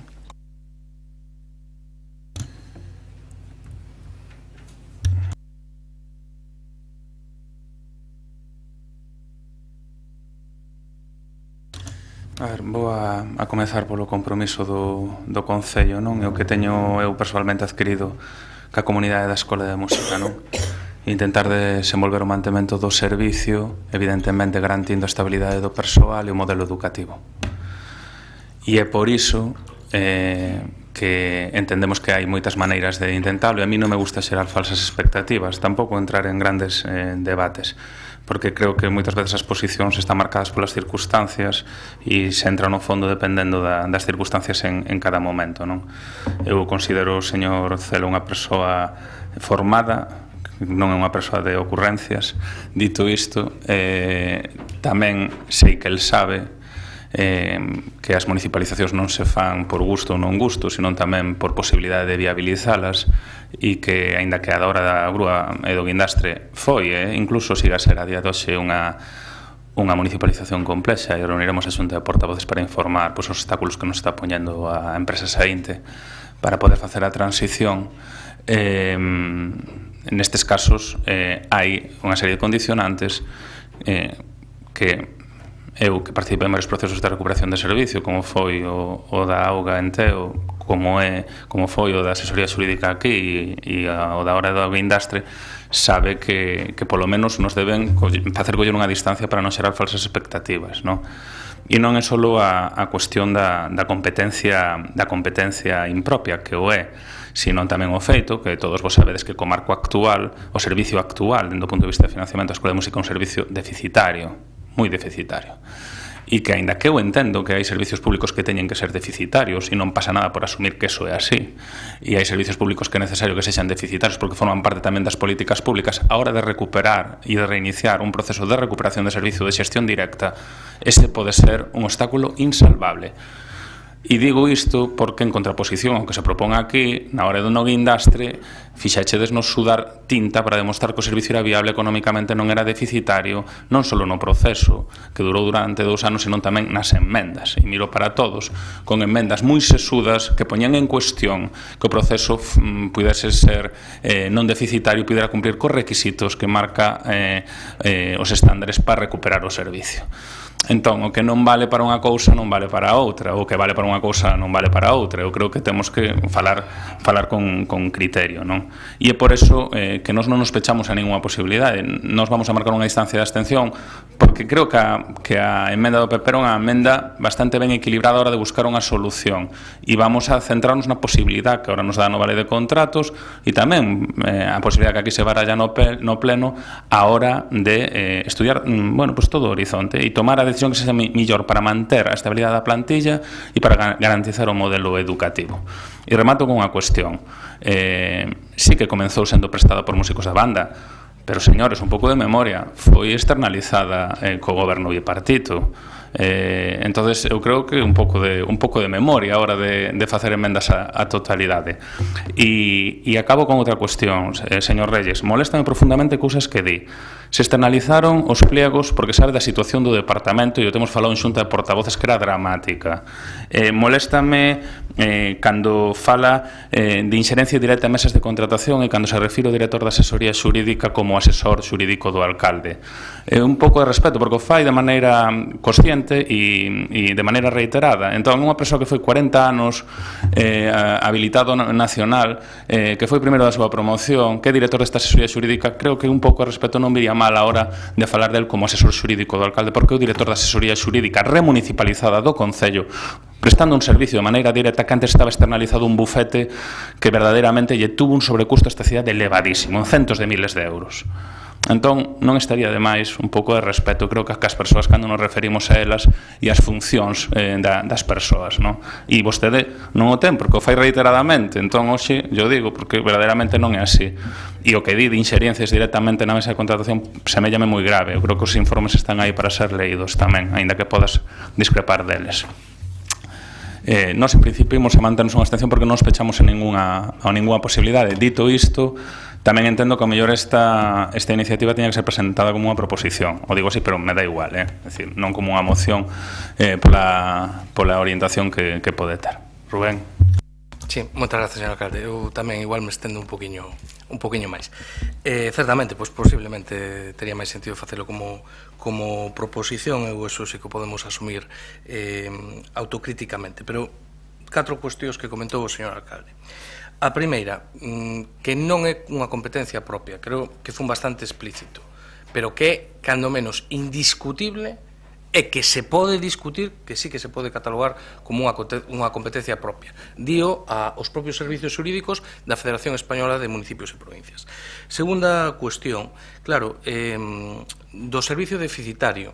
Claro, o problema é que o Concello asumiu, desde o meu punto de vista, no momento en que non recurre unha sentencia judicial e posteriormente co tipo de liquidación que se lle aplica a Setes Aparqui, que o servicio da hora do guindastre deficitario, porque hai unha empresa que di que non paga canon variable porque os gastos son superiores aos ingresos. Entonces, ese pode ser un problema, pero desde logo creo que tampouco sería un problema insalvable. Fálase da nova lei de contratos. Eu creo que aquí hai algo de confusión. Quero pensar que confusión. Primeiro, eu creo que hai que explicarle a xente que a nova lei de contratos proíbe taxativamente, repito, proíbe, que non o facía anterior, a subrogación de personal cando non está estritamente recollido no convenio colectivo. creo que é así, pero podemos contrastalo cando queiran. Segunda cuestión, eu vi un anuncio do grupo de goberno a respecto da unha prórroga baseada tamén na nova lei de contratos deses 9 meses de tal. Bueno, eu estou esperando a poder ver por escrito esa prórroga, non? Entre outras cousas, porque este é un contrato que se rixe pola bella lei de contratos, non? E terceira cuestión e última, non? O tema de fondo, non? Eu estou absolutamente convencido de que a asunción directa da xestión da Escola Municipal de Música é infinitamente máis sinxela, desde logo, que a remunicipalización de ningún servicio de auga, e infinitamente máis sinxela que a remunicipalización da hora do guindaste. Eu xa non digo que ni siquiera sexa a primeira opción do grupo de goberno. Eu, desde logo, intúo na intervención do alcalde un cambio de posición que, polo menos, alégrame, porque de tachalo de ocurrencia a decir que non se pechan a ninguna opción, bueno, creo que hai un avance positivo e na boa dirección. O único que digo é que se é o último cartucho, oxalá que non haxa que chegar ali, pero se é o último cartucho, úseno. E decía o alcalde, hai que ver as circunstancias e a posibilidade de viabilizar as cousas. Eu adiantoxe aquí, poden contar cos votos do BNG, que fai viable esa proposta. O único que digo é, pois ben, non o desvoten e, desde logo, pois, oxalá que non haxa que chegar a ese último cartucho, pero se hai que facelo, que se faga. De acordo. Paco? Sí, moitas gracias. A min gustaríame aclarar algunhas valoracións que o señor alcalde acaba de poñer na miña boca e que eu non fixe. Primeiro, eu non critiquei que externalizara a elaboración dos pregos. Eu dixen que se tiña externalizado, que tiña costado 8.500 euros, e o que sí critiquei foi o resultado do traballo desa empresa. Non que se contratara unha empresa, senón o resultado. Segundo, eu non falei de interferencias na mesa. Eu o que dixen é que a asesoría xurídica defendía un cambio de criterio con respecto a todas as mesas anteriores, cambio de criterio que non estaba sustentado polo informe da intervención. É o único que dixen, non falei de interferencia, non sei se o subconsciente lle xogou unha mala pasada ou non, pero eu non falei de interferencia. Con respecto ao asesor xurídico, eu teño o máximo respeto de todos os profesionais e teño o máximo respeto do director de asesoría xurídica.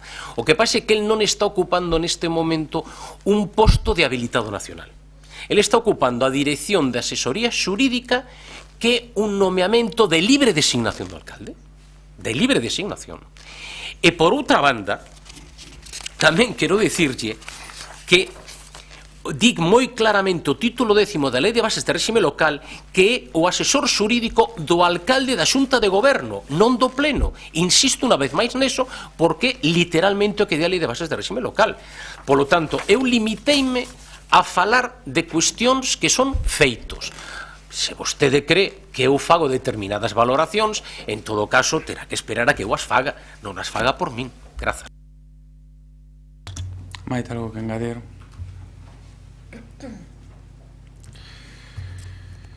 A ver, a mí me parece ben o plantexamento, Rubén.